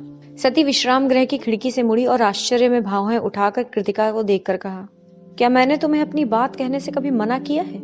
एक सच्चा सूर्यवंशी हमेशा अपने मन की बात करता है। ठीक है, कृतिका ने कहा। कभी ऐसा भी होता है जब स्वयं का आत्मनियंत्रण खोना उतना हानिकारक नहीं होता है। कृतिका ने जल्दी से कहा, इससे पहले कि उससे बोलने की हिम्मत पस्त हो जाए। उनके नीलकंठ होने की बात को भूल जाइए देवी। मात्र एक व्यक्ति की तरह देखें जो आज तक मैंने जितने भी व्यक्ति देखे हैं वे सबसे अच्छे हैं। वे बुद्धिमान, वीर, मस्खरी करने वाले, दयालु, और फिर वे उस भूमि की पूजा करते हैं जिस पर आपको गर्व है। क्या यह सचमुच में ही इतना बुरा है? सती ने कृतिका को गहरी चमक भरी दृष्टि से देखा। वो नहीं जान सकी कि कृतिका जो कहना चाह रही थी वो उस पर अधिक दुखी थी या फिर खुद की उन भावनाओं पर जो प्रकट रूप से स्पष्ट थी। कृतिका ने कहना जारी रखा, हो सकता है, ये हो भी सकता है कि नियमों का उल्लंघन सुख की ओर ले चलने वाला हो। मैं एक सूर्यवंशी हूँ, सती ने कहा। उसका स्वर मध्यम होता गया था। नियमों के सहारे ही हम जीवन जीते हैं। मुझे सुख से क्या लेना देना? इसके बारे में फिर कभी बात करने की हिम्मत मत जुटाना। हाँ, एक विशेष विकर्म है, शिव ने स्वीकार किया, लेकिन ये कारण नहीं कि मैं विकर्म नियम को अनुचित मानता हूँ। मैं जानता हूँ, पंडित ने कहा, किंतु मैं ये भी जानता हूँ कि आप इस समय उस विशेष के साथ संबंध को लेकर परेशान हैं। आप नहीं चाहते वो ऐसा सोचे कि आप मात्र उसे पाने के लिए नियमों में बदलाव करना चाहते हैं, भले ही बदलाव कितने भी न्यायपूर्ण क्यों ना हो, क्योंकि यदि सती को ये विश्वास हो जाता है तो वो आपके पास कभी भी नहीं आएगी। आप उसका नाम कैसे जानते हैं? शिव ने विस्मित होकर पूछा। हम बहुत कुछ जानते हैं मित्र, मेरा पूरा जीवन उसके बिना अर्थहीन है। मैं जानता हूँ, पंडित मुस्कुराया। संभवतः मैं आपकी सहायता कर सकता हूँ। शिव की भ्रुकुटी तन गई। ये अनपेक्षित था। आप चाहते हैं कि वो भी आपके साथ प्रेम का आदान प्रदान करे। लेकिन वो कैसे कर सकती है जब आप उसे समझते भी नहीं? मुझे लगता है मैं उसे जानता हूँ, मैं उससे प्रेम करता हूँ। हाँ, आप उससे प्रेम करते हैं, किंतु आप उसको जानते नहीं हैं। आप ये नहीं जानते कि वो क्या चाहती है। शिव चुप हो गया। वो जानता था कि पंडित सही था। वो सती के बारे में पूरी तरह से गफलत में था। वो क्या चाहती है उसके बारे में आप एक अनुमान लगा सकते हैं? पंडित ने कहना जारी रखा। लेन देन के व्यवहार के सिद्धांत की सहायता से? क्या? चकराए हुए शिव ने कहा। ये समाज की संरचना करता है। क्षमा करें, लेकिन इसका सती से क्या लेना देना है? कुछ और समय तक मेरी बात सुने नीलकंठ, पंडित ने कहा। आपको पता ही होगा कि जो वस्त्र आप पहनते हैं वे सूती धागों से बुनकर बनाए जाते हैं, सही है? हाँ, शिव ने उत्तर दिया। उसी प्रकार लेन देन के व्यवहार भी एक प्रकार के धागे हैं जिन्हें बुनने पर एक समाज का निर्माण होता है। यही संस्कृति है, या फिर वो एक व्यक्ति के संदर्भ में उसके चरित्र को बुनकर बनाता है। शिव ने सहमति में सिर हिलाया। यदि आपको किसी वस्त्र की मजबूती का पता करना है तो आप उसकी बुनाई की गुणवत्ता का परीक्षण करते हैं। यदि आप किसी व्यक्ति के चरित्र या व्यवहार को समझना चाहते हैं तो उसके अंतः वैयक्तिक व्यवहार को या उसके लेन देन के व्यवहार को समीपता से देख सकते हैं। ठीक है, शिव ने पंडित के शब्दों को समझते हुए धीमे से कहा। लेकिन लेन देन का व्यवहार तो मैं समझता हूँ, पंडित ने बीच में ही टोका। लेन देन का व्यवहार दो व्यक्तियों के मध्य एक पारस्परिक क्रिया है। ये वस्तुओं का व्यापार भी हो सकता है, जैसे एक शूद्र कृषक एक वैश्य से पैसों के लिए अपने अन्न का लेन देन करता है। किंतु ये पदार्थीय लेन देन के व्यवहार से पृथक भी हो सकता है, जैसे एक क्षत्रिय सत्ता में रहने के बदले किसी समाज को सुरक्षा प्रदान करता है। शिव ने सहमति में सिर हिलाया। लेन देन का व्यवहार तो कुछ लेने और देने से अर्थ रखता है। बिल्कुल सही। इसलिए हम इस तर्क से चले तो यदि आपको किसी से कुछ चाहिए तो आपको उस व्यक्ति को कुछ देना होगा जो वो चाहता है। सती के व्यवहार को समझने का प्रयास करें। आप क्या सोचते हैं कि वो क्या चाहती है? ये मैं नहीं जानता। वो बहुत ही अस्पष्ट है। नहीं, वो नहीं, एक स्वरूप है। सोचिए, वो संभवतः इतिहास में सबसे अधिक प्रतिष्ठित विक्रम है। उसके पास सत्ता और शक्ति है कि वो विरोध कर सके यदि वो चाहे तो। उसमें अवश्य जोश है, क्योंकि वो युद्ध करने से कभी भी पीछे नहीं हटती है। किंतु वो विक्रम विधि के विरुद्ध कभी स्वर नहीं उठाती है। साथ ही वो अधिकतर विक्रम की तरह नेपथ्य में नहीं जाती है और अपना जीवन अज्ञातवास में नहीं जीती है। वो नियमों का पालन करती है, फिर भी वो कराहती नहीं है और दूसरों से अपना दुखड़ा नहीं रोती है। उसका जीवन उससे चाहे जितना भी अन्यायपूर्ण व्यवहार करता है, वो स्वयं को मर्यादित रखती है। क्यों? क्योंकि वो एक नेक स्त्री है। इसमें संदेह नहीं कि वो एक नेक स्त्री है, किंतु वो कारण नहीं है। याद रखिए, लेन देन के व्यवहार में आप कुछ देते हैं क्योंकि आप वापसी में कुछ प्राप्त करने की इच्छा रखते हैं। वो एक अनुचित विधि को स्वीकार कर रही है, किसी को भी दोषी महसूस करवाए बिना ही। और सबसे महत्वपूर्ण बात है कि वो जहां भी हो सके समाज की अच्छाई के लिए अपने सामर्थ्य का प्रयोग भी करती है। आप क्या सोचते हैं कि एक व्यक्ति अपने लेन देन के व्यवहार से समाज को इतना कुछ देता है तो वापसी में वो क्या चाहता है? आदर सम्मान, शिव ने उत्तर दिया। बिल्कुल ठीक। पंडित का मुख दीप्तिमान हो उठा। और आप क्या सोचते हैं कि आप क्या करते हैं जब आप वैसे व्यक्ति को संरक्षण देते हैं? अनादर, आप पूर्णतः सही हैं। मैं जानता हूं कि यह आपका प्राकृतिक स्वभाव है कि आप उसको संरक्षण देते हैं जो एक अच्छा व्यक्ति है और जिसको उसकी आवश्यकता प्रतीत होती है। किंतु उस स्वभाव को सती के संबंध में आपको नियंत्रित करना होगा। उसका आदर कीजिए और वो अबाध रूप से आपकी ओर खींची चली आएगी। जो उसको प्रेम करते हैं उससे उसे बहुत कुछ प्राप्त होता है। जो उसे नहीं प्राप्त होता है और जिसके लिए वो सबसे अधिक तरसती है, वो है आदर। शिव ने पंडित की ओर कृतज्ञता भरे भाव से देखा। उसने उत्तर पा लिया था, आदर। 2 सप्ताह बाद नीलकंठ का काफिला करचप नगर पहुंचा, जो सिंधु नदी के पश्चिम सागर से मिलन स्थल पर स्थित था। ये एक शानदार चमचमाता हुआ नगर था जो एक वेदिका पर बसाया गया था, किंतु अब उसका विस्तार अत्यधिक हो चुका था। द्वितीय वेदिका 50 वर्ष पूर्व निर्मित की गई थी, जो प्रथम वेदिका से भी भव्य एवं विशाल स्तर की थी। द्वितीय वेदिका पर करचप के उच्च वर्ग के लोग रहते थे। छोटे कद वाले वैश्य राज्यपाल झूलेश्वर ने जो सुना था, उसी परंपरा का अनुसरण करते हुए वो नगर के बाहर नीलकंठ को लेने आया हुआ था। करचप 1 लाख जनसंख्या वाला सीमांती व्यापारिक नगर था, इसलिए दक्ष के पिता ब्रह्मनायक की यह दूरदृष्टि थी कि उन्होंने 100 वर्षों पूर्व ही एक वैश्य को करचप का राज्यपाल नियुक्त कर दिया था। झूलेश्वर ने अपने भाग्य पर सोने की कलई चढ़ाते हुए उस नगर का शासन बहुत ही अच्छे ढंग से किया था और वो अब तक का सबसे बुद्धिमान एवं प्रभावशाली राज्यपाल माना जाता था। करचप बहुत समय पहले ही लोथल को पीछे छोड़कर साम्राज्य के पूर्वी क्षेत्र में व्यापार की दृष्टि से मेलुहा का प्रमुख नगर बन चुका था, जबकि मेसोपोटामिया एवं मिस्र के विदेशियों को इस उदारपंथी नगर में आने की अनुमति थी, किंतु उससे आगे बिना स्पष्ट राजशाही अनुज्ञा पत्र के साम्राज्य में कहीं भी भ्रमण करने की अनुमति नहीं थी। झूलेश्वर करचप में पहले ही दिन मार्गरक्षक बनकर नीलकंठ को पश्चिम सागर में पर्यटन करवाने के लिए ले गया।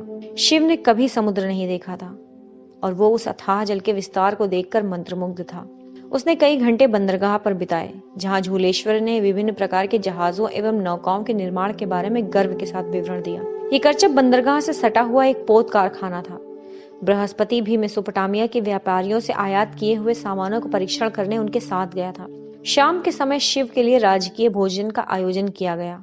झूलेश्वर ने गर्व से घोषणा की कि अगले दिन नीलकंठ के सम्मान में एक यज्ञ का आयोजन वरुण प्रभु और प्रसिद्ध यमज अश्विनी कुमारों के तत्वाधान में किया जाएगा। यमज अश्विनी कुमार प्रख्यात जहाजी थे, जिन्होंने मेलुहा से मेसोपोटामिया तक का समुद्री रास्ता तय किया था और उसके आगे भी गए थे। उनके मानचित्र, उनके मार्गदर्शन और कथाएं इन समुद्री लोगों के लिए प्रेरणा एवं सीख के स्रोत थे। भोजन के उपरांत शिव ने उन कमरों का भ्रमण किया जहां सती एवं कृतिका को रखा गया था। मैं सोच रहा था, चूंकि सती उसके साथ पूरी तरह से औपचारिक बन चुकी थी, अतः शिव ने अब भी बहुत सावधानी पूर्वक कहा, क्या आप कल यज्ञ के लिए आएंगी? मुझे क्षमा करें प्रभु नीलकंठ, सती ने शिष्टता पूर्वक कहा, किंतु मेरे लिए आयोजन में उपस्थित होना संभव नहीं हो पाएगा। ऐसे यज्ञों में मुझे उपस्थित होने की अनुमति नहीं है। शिव कहना चाहता था कि कोई कुछ नहीं कहेगा क्योंकि वो नीलकंठ के साथ यज्ञ में हिस्सा लेंगी, लेकिन उसने कहा नहीं। संभवतः कल हम नृत्य का एक अभ्यास कर सकते हैं। मुझे ये भी याद नहीं है कि हमने कब आखिरी बार एक साथ नृत्य किया था। ये बहुत अच्छा रहेगा। मुझे आपके निर्देश सुनने का अवसर बहुत दिनों से प्राप्त नहीं हुआ है, सती ने कहा। शिव ने सती पर अप्रसन्नता से सिर हिलाया।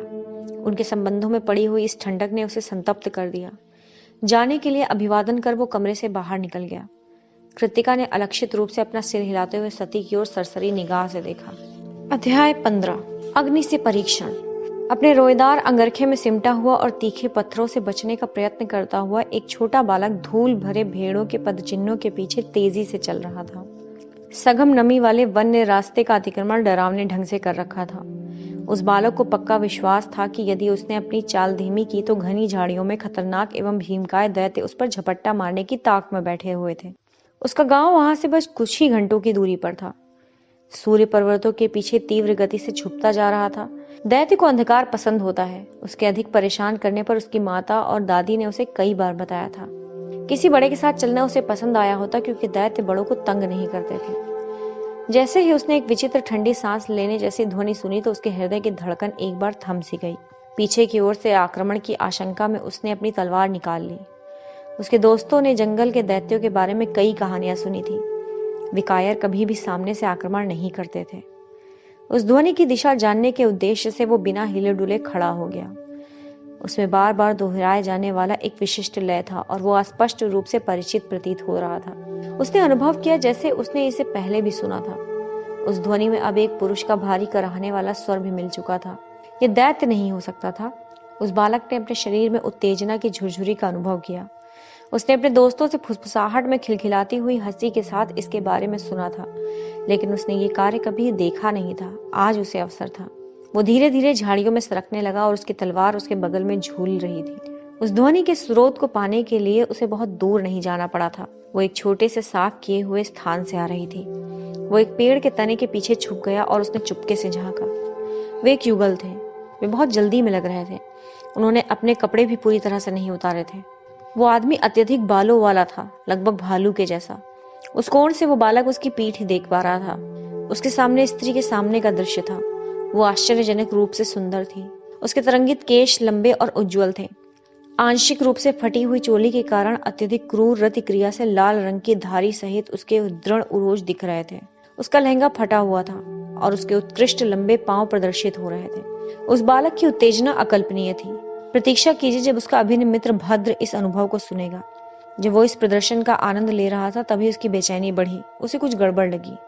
वो आदमी आवेश की तीव्र वेदना में था जबकि स्त्री निष्क्रिय सी लेटी हुई थी। उसका मुख बहुत सख्ती से बंद था। वो अपने प्रेमी को उत्साहित करने वाले शब्दों की कानाफूसी नहीं कर रही थी। क्या उसके गालों पर हर्षातिरेक के आंसू ढलक रहे थे या उसके साथ बलात्कर्म हो रहा था? लेकिन ये कैसे हो सकता था? उस आदमी का चाकू उस स्त्री की पहुंच में रखा हुआ था। वो उसे उठाकर उसको आहत कर सकती थी। बालक ने सिर हिलाया। उसने अपने अंतर्मन को शांत करने का प्रयास किया। चुप रहो, मुझे देखने दो। और उसके बाद वो क्षण आया जो उसे पूरे जीवन भर बार बार तंग करता रहा। उस स्त्री की आंखें अचानक उस पर गईं। सहायता, कृपया सहायता करें, वो चीखी। चौंकता हुआ वो बालक पीछे हटा, उसकी तलवार गिर गई। वो रोएदार दैत्य पीछे मुड़ा ये देखने के लिए कि स्त्री किसे पुकार रही थी। बालक ने तेजी से अपनी तलवार उठाई और भाग खड़ा हुआ। वो अपने शीत दंश वाले अंगूठे की पीड़ा की परवाह किए बिना ही दौड़ता चला गया। वो इस सोच से ही डरा हुआ था कि वो आदमी कहीं उसका पीछा ना कर रहा हो। वो उस आदमी की भारी सांसों को अब भी सुन पा रहा था। बालक ने उछलकर भेड़ों के पदचिन्हों को पकड़ा और तेजी से अपने गांव की ओर भागा। वो अब भी भारी सांसों को सुन रहा था। वो हर क्षण उसके समीप आता जा रहा था। बालक झटके से बाएं हटा, एक पैर की धुरी बनाकर घुमा और जोर से तलवार घुमाई। वहां कोई भी नहीं था। भारी सांसों की ध्वनि नहीं थी, मात्र एक ध्वनि थी, एक मनोविक्षिप्त स्त्री की बारंबार तंग करने आग्रह वाली ध्वनि। सहायता करें, कृपया सहायता करें। उस छोटे बालक ने मुड़कर देखा। वो अबला स्त्री, पीछे लौटो, उसकी सहायता करो। उसके अंतर्मन का स्वर रोया। वो कुछ क्षण के लिए हिचकिचाया, उसके बाद मुड़ा और अपने गांव की ओर भाग गया। नहीं, पीछे लौटो, उसकी सहायता करो। शिव पसीने से नहाया हुआ जाग उठा था। उसका हृदय पागलों की तरह ढमढम कर रहा था। वो स्वाभाविकता पीछे मुड़ा।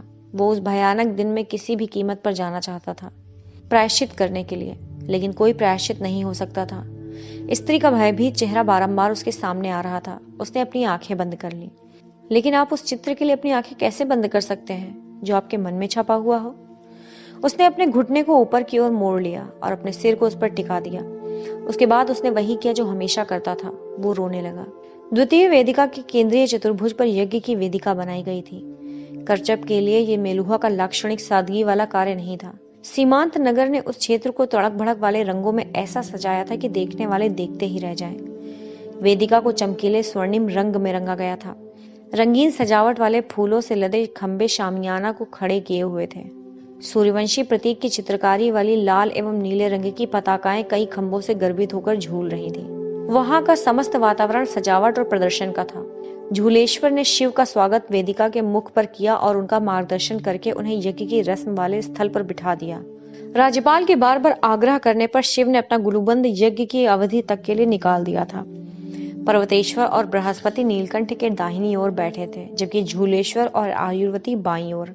नंदी और वीरभद्र को शिव के पीछे बैठने के लिए आमंत्रित किया गया था। यद्यपि ये परंपरागत नहीं था, किंतु नीलकंठ के अनुरोध पर झूलेश्वर ने इसकी अनुमति दे दी थी। झूलेश्वर एक सर्वत्रवासी सीमांत नगर का प्रशासक था और उसका मानना था कि कार्य त्वरित गति से करने के लिए मेलुहा की कई कड़ी विधियों को थोड़ा लचीला किया जा सकता है। उसकी इस प्रकार की उदारता ने कच्छप को विभिन्न प्रकार के कुल एवं वंशों तथा जातियों के लोगों के लिए चुंबक बना दिया था और समान सेवाओं एवं विचारों के आदान प्रदान करने का मुख्य केंद्र बना दिया था। शिव ने सती के छज्जे की ओर देखा, जहां से दूर से वो केंद्रीय चतुर्भुज दिख रहा था। यद्यपि जब यज्ञ हो रहा था तो सती को वेदिका पर आने की अनुमति नहीं थी, तथापि उसे एक निश्चित दूरी से अपने कमरे से उसकी कार्यवाही को देखने की अनुमति थी। उसकी बगल में खड़ी कृतिका के साथ वहां की कार्यवाही को देखते हुए छज्जे के पर्दे के पीछे खड़ी हुई सती को शिव ने देख लिया था। यज्ञ का प्रारंभ करने से पहले रिवाज के अनुसार पंडित खड़ा हुआ और उसने औपचारिकतावश पूछा, यदि किसी को इस यज्ञ के संबंध में कोई आपत्ति है तो कृपया अभी बताइए, अन्यथा हमेशा के लिए शांति बनाए रखिए। ये एक पारंपरिक प्रश्न मात्र था, जिसका वास्तव में कथित रूप से कुछ उत्तर देना नहीं होता था। इसलिए जब एक स्वर तीव्र स्वर में गूंजा कि मुझे आपत्ति है, तो एक सामूहिक उच्छ्वास गूंज उठा। किसी को भी देखकर पहचानने की आवश्यकता नहीं थी कि वो स्वर कहां से आया था। वो तारक था, जो साम्राज्य के अत्यधिक रूढ़िवादी उत्तर पश्चिम क्षेत्र का एक अप्रवासी था। जब से तारक करचप आया था, उसने इस पाप से अवनतिशील नगर का नैतिक पुलिस बनने का बीड़ा उठा लिया था। शिव ने अपनी गर्दन घुमाकर देखी कि किसने आपत्ति की थी। उसने देखा कि तारक उस पूजा की वेदिका के एक किनारे पर बैठा हुआ था, जो सती के छज्जे के बहुत समीप थी। जीवन भर लड़ाई झगड़े के कारण लगे चेहरे पर कटे के निशान वाला ये एक दैत्याकार व्यक्ति था, जिसका पेट बहुत बड़ा था और थोड़ी बहुत मांसल बाहें भी थी। उसका आकार बड़ा ही बेजोड़ था। उसके बाजूबंद को देखे बिना ही यह स्पष्ट था कि तारक क्षत्रिय था, जिसने सेना के निचले पायदान पर काम करके अपनी जीविका चलाई थी। झूलेश्वर ने क्रोध में तारक को घूरा। अब क्या है? इस बार हमने सुनिश्चित किया है कि हमारी सजावट में चंद्रवंशियों के सफेद रंग ना हो, या फिर तुम ये सोचते हो कि जो जल यज्ञ के लिए लाया गया है वो वेदों के अनुसार सही तापमान का नहीं है? भीड़ ने मुंह बिचकाया। पर्वतेश्वर ने झूलेश्वर को तीव्रता से देखा।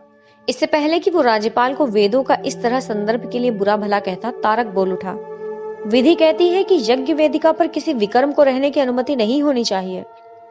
हाँ, झूलेश्वर ने कहा, और यदि तुम्हें विकर्म घोषित नहीं किया गया है तो मैं नहीं सोचता कि विधि का उल्लंघन हो रहा है। हाँ, हो रहा है। वहां इकट्ठी भीड़ में आश्चर्य मिश्रित बड़बड़ाहट फैल गई। झूलेश्वर ने अपने हाथ उठाकर लोगों को शांत करते हुए कहा, यहाँ कोई विकर्म नहीं है। तारक, अब बैठ जाओ। राजकुमारी सती अपनी उपस्थिति से यज्ञ को अपवित्र करती हैं। शिव और पर्वतेश्वर ने तीखी दृष्टि से तारक को देखा। तारक के इस कथन से झूलेश्वर और वहां उपस्थित समस्त लोग स्तब्ध रह गए। तारक, झूलेश्वर ने कहा, तुम कुछ अधिक ही बोल गए हो। राजकुमारी सती यज्ञ के नियमों का पालन करते हुए विश्राम गृह में है। वो यज्ञ की वेदिका पर उपस्थित नहीं है। अब जाओ, बैठ जाओ, इससे पहले कि मैं तुम्हें कोड़े लगवाऊं। आप किस अपराध के लिए मुझे कोड़े लगवाओगे राज्यपाल? तारक ने चिल्लाकर कहा। विधि की रक्षा के लिए विरोध करना मेलुहा में अपराध नहीं है, किंतु विधि का उल्लंघन नहीं हुआ है। हाँ, हुआ है। विधि के शब्दों को यदि आप देखें तो वो कहता है कि जब यज्ञ हो रहा हो तो कोई विकर्म उस वेदिका पर नहीं रह सकता। ये यज्ञ नगर की द्वितीय वेदिका पर हो रहा है। उसी वेदिका पर उसके होने से राजकुमारी यज्ञ को अपवित्र कर रही है। तारक तकनीकी दृष्टि से सही था। अधिकतर लोगों ने विधि का अर्थ इस प्रकार लिया था कि विकर्म को यज्ञ के आयोजन वाली वेदिका पर उपस्थित नहीं होना चाहिए, और फिर मेलुहा के अन्य नगरों की भांति करचब भी एक वेदिका पर निर्मित था। तो यदि हम विधि का यह अर्थ लगाएं तो सती को समस्त द्वितीय वेदिका पर कहीं भी नहीं होना चाहिए। यज्ञ को विधि सम्मत रखने के लिए सती को या तो किसी और वेदिका पर रहना चाहिए या फिर नगर के दुर्ग की दीवार के बाहर। झूलेश्वर क्षण भर के लिए सकते में आ गया, क्योंकि तारक की आपत्ति सैद्धांतिक रूप से उचित थी। उसने दुर्बलता से शक्ति का प्रदर्शन किया।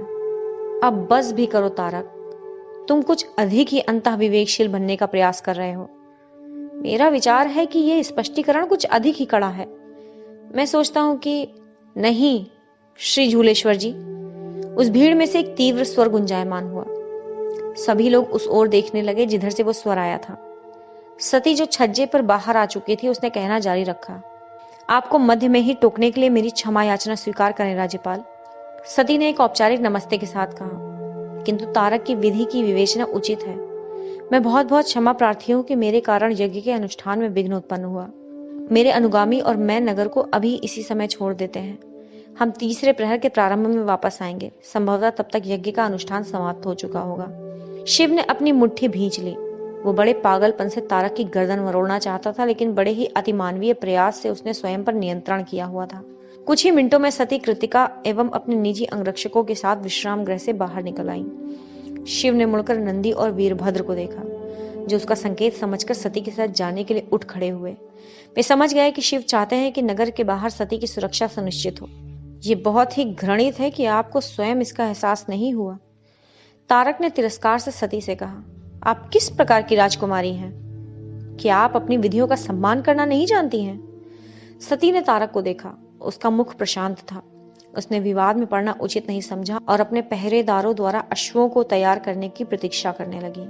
मुझे समझ में नहीं आता कि नीलकंठ के काफिले में एक विकर्म स्त्री यात्रा करके क्या कर रही है। वो समस्त यात्रा को प्रदूषित कर रही है, तारक ने चिढ़ाते हुए कहा। बहुत हो चुका। शिव बीच में कूद पड़ा। राजकुमारी सती गरिमा के साथ यहाँ जा रही हैं। अपना आक्षेप इसी समय बंद कर दो। नहीं, मैं बंद नहीं करूंगा, तारक ने चिल्लाकर कहा। आप किस प्रकार के नेता हैं? आप प्रभु श्री राम की विधियों को चुनौती दे रहे हैं। तारक, झूलेश्वर ने लगभग चीखते हुए कहा, प्रभु नीलकंठ को विधि को चुनौती देने का अधिकार है। यदि तुम अपने जीवन की रक्षा करना चाहते हो तो उनके अधिकार को चुनौती देने का प्रयास मत करना। मैं एक मेलुहावासी हूं, तारक चिल्लाया। कोई विधि को भंग करे तो उससे चुनौती देना मेरा अधिकार है। एक धोबी, एक तुच्छ कपड़े धोने वाले ने प्रभु श्री राम को चुनौती दी थी। ये उनकी महानता थी कि उन्होंने उस व्यक्ति की आपत्ति को स्वीकार किया और अपनी पत्नी का परित्याग कर दिया।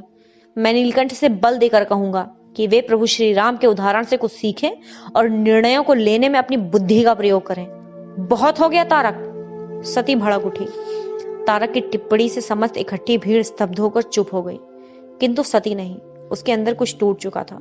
उसने बहुत समय से अनादर झेला था और उसने मर्यादित होकर सहन भी किया था, किंतु इस समय इस व्यक्ति ने शिव का अनादर किया था, उसके शिव का। उसने अंततः इस बात को मान लिया था। मैं अग्नि परीक्षा के अधिकार का आह्वान करती हूं, सती ने कहा। वो पूर्ण नियंत्रण में थी। हैरान देखने वाले अपने कानों पर विश्वास नहीं कर सके। अग्नि से परीक्षण? ये बद से बदतर होता जा रहा था। अग्नि परीक्षा के अंतर्गत एक अनुचित ढंग से हत हुए मन वाला उस उत्पीड़क को द्वंद्व युद्ध के लिए ललकार सकता था। ये अग्नि परीक्षा कही जाती थी क्योंकि इसमें युद्ध आग के एक घेरे के अंदर किया जाता था। उस घेरे से बाहर निकलने का कोई अवसर नहीं होता था। द्वंद्व युद्ध कर्ताओं को तब तक लड़ते रहना होता था जब तक कि एक आत्मसमर्पण न कर दे अथवा एक की मृत्यु न हो जाए। उन दिनों अग्नि परीक्षा विरले ही हुआ करते थे और एक स्त्री द्वारा इसका आह्वान लगभग नहीं ही सुना गया था। इसका कोई कारण नहीं बनता है देवी, झूलेश्वर ने आग्रह किया। इस विषय के समान ही वो इस कल्पना से भी भयभीत था कि राजकुमारी सती का वध उनके नगर में होने की आशंका थी। वो विशाल तारक अवश्य ही उनका वध कर देगा। सम्राट का प्रचंड क्रोध अत्यंत ही भयानक होगा। तारक की ओर मुड़ते हुए झूलेश्वर ने आदेश दिया, तुम इस चुनौती को स्वीकार नहीं करोगे और लोग मुझे कायर कहेंगे। तुम अपनी बहादुरी सिद्ध करना चाहते हो? पर्वतेश्वर ने पहली बार अपना मुंह खोला। तुम मेरे साथ युद्ध करो, मैं इस चुनौती में सती का सहायक रहूंगा। हे पितृतुल्य, सहायक को नियुक्त करने का अधिकार मात्र मेरा है। सती ने पर्वतेश्वर को पिता के समान संदर्भित करते हुए कहा और तारक की ओर मुड़ते हुए पुनः कहा, मैं किसी सहायक की नियुक्ति नहीं करती, तुम मेरे साथ युद्ध करोगे। ऐसा तुम कुछ भी नहीं करोगे तारक, इस बार बृहस्पति ने आपत्ति की। तारक, तुम्हारे द्वंद्व युद्ध के मना करने का केवल इतना ही कारण हो सकता है कि तुम मरने से डरते हो, शिव ने कहा। सभी लोग नीलकंठ की ओर मुड़ गए। स्पष्ट था कि उनके शब्दों को सुनकर सभी स्तब्ध थे। सती की ओर मुड़कर शिव ने कहना जारी रखा, करचप के नागरिकों, मैंने राजकुमारी को युद्ध करते देखा है। वो किसी को भी पराजित कर सकती है, यहां तक कि देवताओं को भी। सती ने घूर कर शिव को देखा। अब वो पूरी तरह से स्तब्ध थी। मैं ये चुनौती स्वीकार करता हूं, तारक गुर्राया। सती ने तारक की ओर सिर हिलाकर उसकी चुनौती स्वीकार कर ली और अपने श्वेत अश्व पर सवार हो गई। उसके बाद एड़ लगाकर अश्व को चलाकर वेदिका के किनारे तक गई। उसने अपने अश्व को एक क्षण के लिए रोका और उसने एक बार पुनः शिव की ओर मुड़कर देखा। वो उस पर मुस्कुराई, मुड़ी और उसने अश्व को तेजी से भगा दिया। वो तीसरे प्रहर का प्रारंभ था जब शिव और बृहस्पति चुपके से स्थानीय व्यायाम गृह में तारक को अभ्यास करते देखने गए, जहां वो 2 साथियों के साथ अभ्यास कर रहा था। उस दिन का यज्ञ एक त्रासदी ही था। सब लोग इस विचार से बुद्ध बन गए थे कि अगले दिन राजकुमारी का वध हो जाएगा। कोई भी अनुष्ठान में प्रतिभाग नहीं करना चाहता था, किंतु जब यज्ञ का आह्वान कर दिया गया था तो उसका अनुष्ठान होना ही था, अन्यथा देवताओं के रुष्ट होने का अंदेशा था। वो भीड़ वहां खड़ी अवश्य थी, किंतु कोई अनुष्ठान से मन में उपस्थित नहीं था और यज्ञ समाप्त हो गया था। अपने सहकर्मी पर तारक का प्रसिद्ध भयानक प्रहार देखकर बृहस्पति की आत्मा कांप गई और तत्काल ही उसे इस निर्णय पर पहुंचा गई, मैं आज रात ही इसका वध कर दूंगा, तो कल उनका वध नहीं होगा। शिव चौंकते हुए अविश्वास के साथ मुख्य वैज्ञानिक की ओर मुड़े। बृहस्पति, आप ये क्या कह रहे हैं? सती बहुत अच्छी है, उनका ऐसे दुर्भाग्य से सामना नहीं हो सकता। मैं उनके लिए अपना जीवन और अपनी प्रतिष्ठा का बलिदान देने के लिए तैयार हूँ। लेकिन आप तो ब्राह्मण हैं, आप किसी के प्राण नहीं ले सकते। ये मैं आपके लिए करूंगा, बृहस्पति फुसफुसाया। उसकी भावनाएं उसके निर्णय को आच्छादित कर रही थी। आप उनको नहीं खोएंगे मित्र। शिव बृहस्पति के निकट गया और उसे बाहों में भर लिया। आप अपनी आत्मा को भ्रष्ट न करें मित्र, मैं इतने बड़े बलिदान के योग्य नहीं हूँ। बृहस्पति ने शिव को जकड़ा हुआ था। एक कदम पीछे जाकर शिव ने फुसफुसा कर कहा, देखा जाए तो आपके बलिदान की आवश्यकता होगी ही नहीं। जिस प्रकार यह निश्चित है कि सूर्य पूर्व में ही उदित होगा, उसी प्रकार यह निश्चित है कि कल सती तारक को पराजित करेगी। तीसरे प्रहर के कुछ घंटों के बाद सती विश्राम गृह लौट आई थी। वो अपने कमरे में नहीं गई, बल्कि उसने नंदी और वीरभद्र को केंद्रीय आंगन में बुलवा भेजा। उसने अपनी तलवार निकाली और उन दोनों के साथ अभ्यास प्रारंभ कर दिया। कुछ देर बाद पर्वतेश्वर वहां आया। वो पूरी तरह से टूटा हुआ प्रतीत हो रहा था। उसके मुख के भाव स्पष्ट रूप से इस भय को प्रदर्शित कर रहे थे कि वो सती से अंतिम बार बात करेगा। सती ने अभ्यास बंद कर दिया, अपनी तलवार म्यान में डाली और जुड़े हुए हाथों से आदरपूर्वक नमस्ते करते हुए धीमे स्वर में बोली, पितृतुल्य। पर्वतेश्वर सती के समीप आया। उसका चेहरा घबराया हुआ प्रतीत हो रहा था। वो निश्चित तौर पर नहीं कह सकती थी, किंतु उसे ऐसा प्रतीत हुआ कि वे रोते रहे थे। वो उनकी आत्मविश्वासी आंखों में आज से पहले कभी भी सांकेतिक रूप से भी आंसू नहीं देख पाई थी। मेरी बच्ची, पर्वतेश्वर बुदबुदाया। मैं वही कर रही हूँ जो मुझे उचित लगा, सती ने कहा। मैं खुश हूँ। पर्वतेश्वर में कुछ भी बोल पाने की शक्ति नहीं बची थी। कुछ क्षण के लिए उसने तारक के वध के बारे में सोच भी लिया था, किंतु वो अवैधानिक होता। उसी समय शिव और बृहस्पति भी वहां आ पहुंचा। शिव ने पर्वतेश्वर के चेहरे को देख लिया था। ये पहली बार था जब उसने सेनानायक के चेहरे पर दुर्बलता के लक्षण देखे थे। जबकि वो पर्वतेश्वर की अवस्था को अच्छी तरह से समझ रहा था, किंतु उसका जो असर सती पर हो रहा था वो उसे अच्छा नहीं लगा। मुझे क्षमा करें, मैं देर से आया, शिव ने आंखें मटकाते हुए प्रसन्न मुद्रा में कहा। सभी लोग मुड़कर उसे देखने लगे। दरअसल मैं और बृहस्पति भगवान वरुण देव के मंदिर में तारक के लिए प्रार्थना करने गए थे, शिव ने कहा। उसकी आत्मा दूसरी दुनिया की यात्रा करेगी, उसके लिए हमने पूजा की ताकि वो आरामदायक रहे। सती खिलखिलाकर हंस पड़ी और आंगन में सभी ने उसका अनुसरण किया। भद्र, तुम अभ्यास के लिए सही प्रतिद्वंद्वी नहीं हो, शिव ने कहा। तुम तेजी से इधर उधर की चाल करते हो। नंदी, तुम राजकुमारी के साथ द्वंद्व युद्ध करो, अपनी फुर्ती पर नियंत्रण रखो। सती की ओर मुड़कर शिव ने कहना जारी रखा। मैंने तारक को अभ्यास करते देखा है, उसके वार में अत्यधिक बल है, किंतु इन वारों के बल ने उसकी गति को धीमा कर दिया है। उसकी शक्ति को उसकी दुर्बलता बनानी होगी, अपनी फुर्ती को उसकी चाल के विरुद्ध प्रयोग करना होगा। उसके प्रत्येक शब्द को समझते हुए सती ने सहमति में सिर हिलाया। उसने नंदी के साथ अपना अभ्यास प्रारंभ कर दिया। नंदी की धीमी गति की तुलना में अत्यधिक फुर्ती से चलन करते हुए सती ऐसे वार करने में सफल हो रही थी जो किसी व्यक्ति के लिए प्राण घातक हो सकते थे। अचानक ही शिव को एक उपाय सूझा। नंदी को रुकने का निर्देश देते हुए उसने सती से पूछा, क्या आपको लड़ाई करने के शस्त्र के चयन की अनुमति होती है? हाँ, ये मेरा विशेषाधिकार है क्योंकि चुनौती मैंने दी है। तो फिर चाकू का चयन कीजिए, ये उसके वार की पहुंच को कम कर देगा, जबकि आप आगे पीछे तीव्र गति से चलन कर सकती हैं। ये तो बहुत ही बढ़िया विचार है, पर्वतेश्वर ने सहमत होते हुए कहा, जबकि बृहस्पति ने सहमति में सिर हिलाया। सती ने तत्काल ही सहमति का संकेत दिया। लगभग उसी समय वीरभद्र 2 चाकुओं को लेकर आ पहुंचा। उसने एक चाकू नंदी को दिया, दूसरा सती को।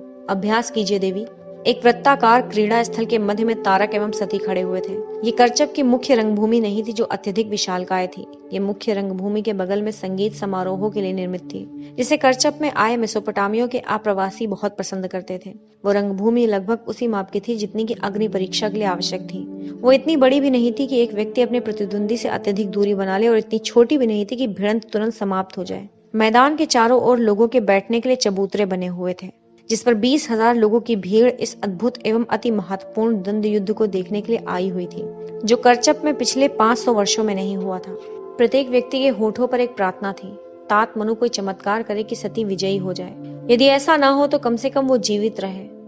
तारक और सती ने एक दूसरे को नमस्ते में अभिवादन किया और सम्मान के साथ लड़ने की प्राचीन प्रतिज्ञा को दोहराया। उसके बाद क्रीड़ांगन के मुख्य चबूतरे के शीर्ष पर स्थित भगवान वरुण देव की प्रतिमा की झुककर प्रार्थना की ताकि जल एवं समुद्र के देवता का आशीर्वाद उन्हें प्राप्त हो। भगवान वरुण देव की प्रतिमा के ठीक नीचे अपने औपचारिक आसन को झूलेश्वर ने शिव के लिए रख छोड़ा था। राज्यपाल उनकी बाईं ओर आयुर्वती और कृतिका के साथ बैठा हुआ था। बृहस्पति और पर्वतेश्वर शिव के दाएं बैठे हुए थे। नंदी और वीरभद्र अपने जाने पहचाने स्थल पर शिव के ठीक पीछे थे। इस द्वंद्व युद्ध के बारे में संदेश देने के लिए एक पक्षी संदेशवाहक सम्राट दक्ष के लिए कल ही भेज दिया गया था। हालांकि इतना समय नहीं था कि उनके उत्तर की अपेक्षा की जा सके। आखिरकार झूलेश्वर उठकर खड़ा हुआ। वो अग्नि परीक्षा से घबराया सा था, किंतु शांत प्रतीत हो रहा था। रीति के अनुसार उसने मुट्ठी बांधकर हाथ को अपने सीने से लगाया और अचानक ही गर्जना करते हुए बोला, सत्य धर्म मान। समस्त क्रीड़ांगन में से सहमति के स्वर गूंजे। सत्य धर्म मान। तारक और सती ने भी पुनरावृत्ति की, सत्य धर्म मान। झूलेश्वर ने क्रीड़ांगन के रखवाले को सिर हिलाकर संकेत दिया, जिसने अनुष्ठानिक तेल की मशाल को प्रकाशित कर दिया। उस मशाल ने अपनी आग को बने हुए तेल के नाले में फैला दिया। केंद्रीय मैदान का बाहरी घेरा आग से प्रज्वलित हो उठा। परीक्षा के लिए आग का घेरा तैयार हो चुका था। झूलेश्वर ने शिव की ओर मुड़कर कहा, प्रभु, द्वंद्व युद्ध प्रारंभ करने की अनुमति चाहता हूँ। शिव ने आत्मविश्वास पूर्ण मुस्कान के साथ सती को देखा। उसके बाद क्रीड़ांगन की ओर लोगों को संबोधित करते हुए तेज स्वर में घोषणा की, अग्निदेव की शुद्ध करने वाली अग्नि में सत्य की हमेशा विजय होगी। तारक और सती ने तुरंत ही अपने अपने चाकू निकाल लिए। तारक ने अपना चाकू अपने सामने एक पारंपरिक योद्धा के समान पकड़ा हुआ था। उसने वो रणनीति अपनाई हुई थी जो उसकी शक्ति थी। सामने की ओर चाकू रहने का अर्थ था कि सती जैसे ही उसके समीप आती वो उस पर वार कर सकता था। वो अधिक हिलडुल नहीं रहा था और सती को अपने सामने चाल करने दे रहा था। दूसरी ओर सती भिड़ंत के सभी ज्ञात नियमों के विपरीत अपना चाकू पीछे की ओर पकड़े हुई थी। अपने प्रतिद्वंदी से एक सुरक्षित दूरी रखते हुए वो चाकू को लगातार एक हाथ से दूसरे हाथ में अदल बदल रही थी। उसका इरादा तारक को चकरा देने का था कि आक्रमण की दिशा क्या होगी, उसे पता न चले। दूसरी ओर तारक सती की चाल को एक बाज की भांति देख रहा था। उसने सती के दाहिने हाथ को झुकते हुए देखा। चाकू अब उसके दाहिने हाथ में था। अचानक ही सती उछलकर बाईं ओर चली गई। तारक स्थिर रहा। वो जानता था कि दाहिने हाथ में चाकू होते हुए बाईं ओर उछलना केवल एक पैंतरा भर था। उसे दाहिने आना ही होगा यदि उसने अपने चाकू से वार करना था, और वही हुआ। सती अचानक ही तेजी से दाहिनी ओर आई और उसने अपने हाथ को चाकू मारने की स्थिति में ऊपर उठाया। तारक इसके लिए पहले से ही तैयार था। उसने जल्दी से बाएं हाथ में चाकू बदला और बहुत ही क्रूरतापूर्वक उसने चाकू को हवा में लहराते हुए वार किया, जिसके कारण सती के ऊपरी धड़ पर घाव लग गया। वो घाव इतना गहरा नहीं था, किंतु ऐसा प्रतीत हुआ कि वो पीड़ादायक था। दर्शक दीर्घा से एक सामूहिक आह निकल पड़ी। सती पीछे हट गई और उसने स्वयं को संतुलित कर इधर उधर घूमना प्रारंभ कर दिया। वो चाकू को अपने पीछे ले गई और उसे दोनों हाथों में लगातार बदलने लगी। तारक ने अपनी तीखी दृष्टि उस पर रखी हुई थी। चाकू उसके बाएं हाथ में था। तारक ने अनुमान लगा लिया कि वो दाहिनी ओर जाएगी। जो उसने किया भी, वो स्थिर रहा। वो प्रतीक्षा कर रहा था कि सती कब बाईं ओर जाकर वार करेगी। उसने ऐसा ही किया और उछलकर बाईं ओर उसने वार किया। तारक पहले से ही तैयार था और उसने इतनी फुर्ती से अपना हाथ चलाया कि सती का हाथ हवा में रह गया और उसने अपने दाहिने हाथ को भयंकर तीव्रता से लहराते हुए चाकू से वार किया और सती के बाएं कंधे पर एक गहरा घाव कर दिया। सती पीछे हट गई और भीड़ भय से कराह उठी। कुछ लोगों ने अपनी आंखें मूंद ली। वे अब और देखने की हिम्मत नहीं जुटा पा रहे थे। अधिकतर लोग उग्रता से पूजा अर्चना कर रहे थे। यदि यही करना ही था तो उसे सरलता से किया जाना चाहिए और इस प्रकार धीमे पीड़ादायक तरीके से नहीं। वे क्या कर रही हैं? घबराए हुए बृहस्पति ने शिव को फुसफुसा कर कहा, वे क्यों असावधानी से आक्रमण कर रही हैं? शिव ने मुड़कर बृहस्पति की ओर देखा और पर्वतेश्वर का चेहरा भी। पर्वतेश्वर के चेहरे पर आश्चर्य था, फिर भी प्रशंसा भरी मुस्कान थी। वो बृहस्पति की तरह अनजान न होकर समझ रहा था कि वहां क्या हो रहा था। द्वंद्व युद्ध की ओर दृष्टि घुमाते हुए शिव ने धीमे स्वर में कहा, वे जाल बिछा रही हैं। मैदान के मध्य में सती अभी भी चाकू को बाएं से दाएं और दाएं से बाएं हाथ में लगातार बदलती जा रही थी। उसने दाहिनी ओर से बाईं ओर एक बनावटी चाल चली, किंतु इस बार उसने चाकू को हाथ में बदला नहीं। उसने दाहिने हाथ को ढीला और आराम से रखते हुए उसने अपने बाएं हाथ से हरकत की। तारक सती को सावधानी पूर्वक देख रहा था। वो इस आत्मविश्वास से भरा हुआ था कि वो धीरे धीरे उसके रक्त को बहाकर उसे मृत्यु की गोद में सुला देगा। उसने समझा कि चाकू उसके बाएं हाथ में था। उसने उसके दाहिनी ओर जाने की प्रतीक्षा की, उसके बाद बाईं, जो उसने बहुत ही तेजी से मुड़कर किया। उसके बाएं हाथ के आक्रमण की अपेक्षा में तारक ने दाहिने हाथ में चाकू को हवा में लहराते हुए वार किया। सती बड़ी सफाई से नृत्य की मुद्रा के साथ पीछे हट गई। इससे पहले कि आश्चर्य से भरा तारक कुछ प्रतिक्रिया कर पाता, सती उछलकर दाहिनी ओर गई और उसने अपने दाहिने हाथ को निर्दयता से तारक के सीने की ओर चला दिया। चाकू तारक के फेफड़ों तक घुस गया। उस घातक वार ने तारक को अस्थिर कर दिया। उसके मुंह से रक्त पिचकारी की भांति फूट पड़ा। उसने चाकू गिरा दिया और लड़खड़ाता हुआ पीछे हटा। सती ने निर्दयता पूर्वक दबाव बनाए रखा और चाकू को और अंदर चाकू की मूठ तक घोंपती चली गई। तारक लड़खड़ाकर और पीछे गया और भूमि पर धड़ाम से गिर गया। उसके शरीर में कोई हरकत नहीं थी। समूचा क्रीड़ांगन स्तब्ध रह गया। सती के मुख पर देवी माता के क्रोध के भाव थे। 25 वर्षों से दबा हुआ क्रोध उस समय उसके मुख पर उभर कर आ चुका था। उसने चाकू को घुमाते हुए बाहर निकाल लिया ताकि घाव अत्यधिक घातक हो जाए। तारक के मुंह से रक्त की धार बह निकली। सती ने अपने दोनों हाथों से चाकू को उठाया। उसे बस इतना ही करना था कि चाकू को तारक के हृदय में भोंक देना था और उसकी आत्मा उसके शरीर को छोड़कर निकल जाती। तभी अचानक उसके मुख का भाव पुनः प्रशांत हो गया, लगभग वैसे ही जैसे किसी ने उसके शरीर से सारी ऋणात्मक ऊर्जा को सोख लिया हो। वो मुड़ी। बुराइयों के विनाशक शिव सिंहासन पर बैठे हुए एक मधुर मुस्कान से उसे देख रहे थे। उसके बाद उसने तारक को देखा और धीमे से कहा, मैं तुम्हें क्षमा करती हूँ। पूरा का पूरा क्रीड़ांगन खुशी में झूम उठा। यदि वरुण देव ने भी इस द्वंद्व युद्ध की पटकथा लिखी होती तो वो भी इतना आदर्श नहीं होता। इसमें वो सब कुछ था जो एक सूर्यवंशी को प्रिय था। जब दबाव में हो तो हट के साथ प्रतिरोध करना और विजय के बाद विशाल हृदयता। सती ने अपना चाकू उठाया और चिल्लाकर कहा, जय श्री राम। समस्त क्रीड़ांगन ने एक स्वर में दोहराया, जय श्री राम। सती शिव की ओर मुड़ी और उसने एक बार और गर्जना की, जय श्री राम जय। शिव के शब्द उसके गले में ही अटक गए। यदि उनकी जय जयकार वो पूरी नहीं कर सका था तो भी प्रभु इस बार अनुचित नहीं मानेंगे। शिव ने सती से दृष्टि हटाकर दूर देखा। वो नहीं चाहता था कि जिसे वो प्रेम करता था वो उसके आंसू देखे। क्षण भर में ही अपने ऊपर नियंत्रण करके उसने एक दीप्तिमान मुस्कान से सती की ओर देखा। सती निरंतर शिव को घूरती जा रही थी। जो भावनाएं उसके भीतर अब तक बहुत लंबे समय से सुसुप्त थी, वे शिव की उस प्रशंसा भरी दृष्टि को देखकर बाहर निकल आई थी। जब वो उन्हें सहन न कर सकी तो उसने अपनी आंखें बंद कर ली। पुस्तक के अध्याय पठन की यात्रा में साथ देने के लिए आप सभी का धन्यवाद। यदि आपको ये वीडियो पसंद आई तो इसे लाइक कीजिए, अपने मित्रों के साथ शेयर कीजिए और चैनल को सब्सक्राइब कीजिए। अलविदा।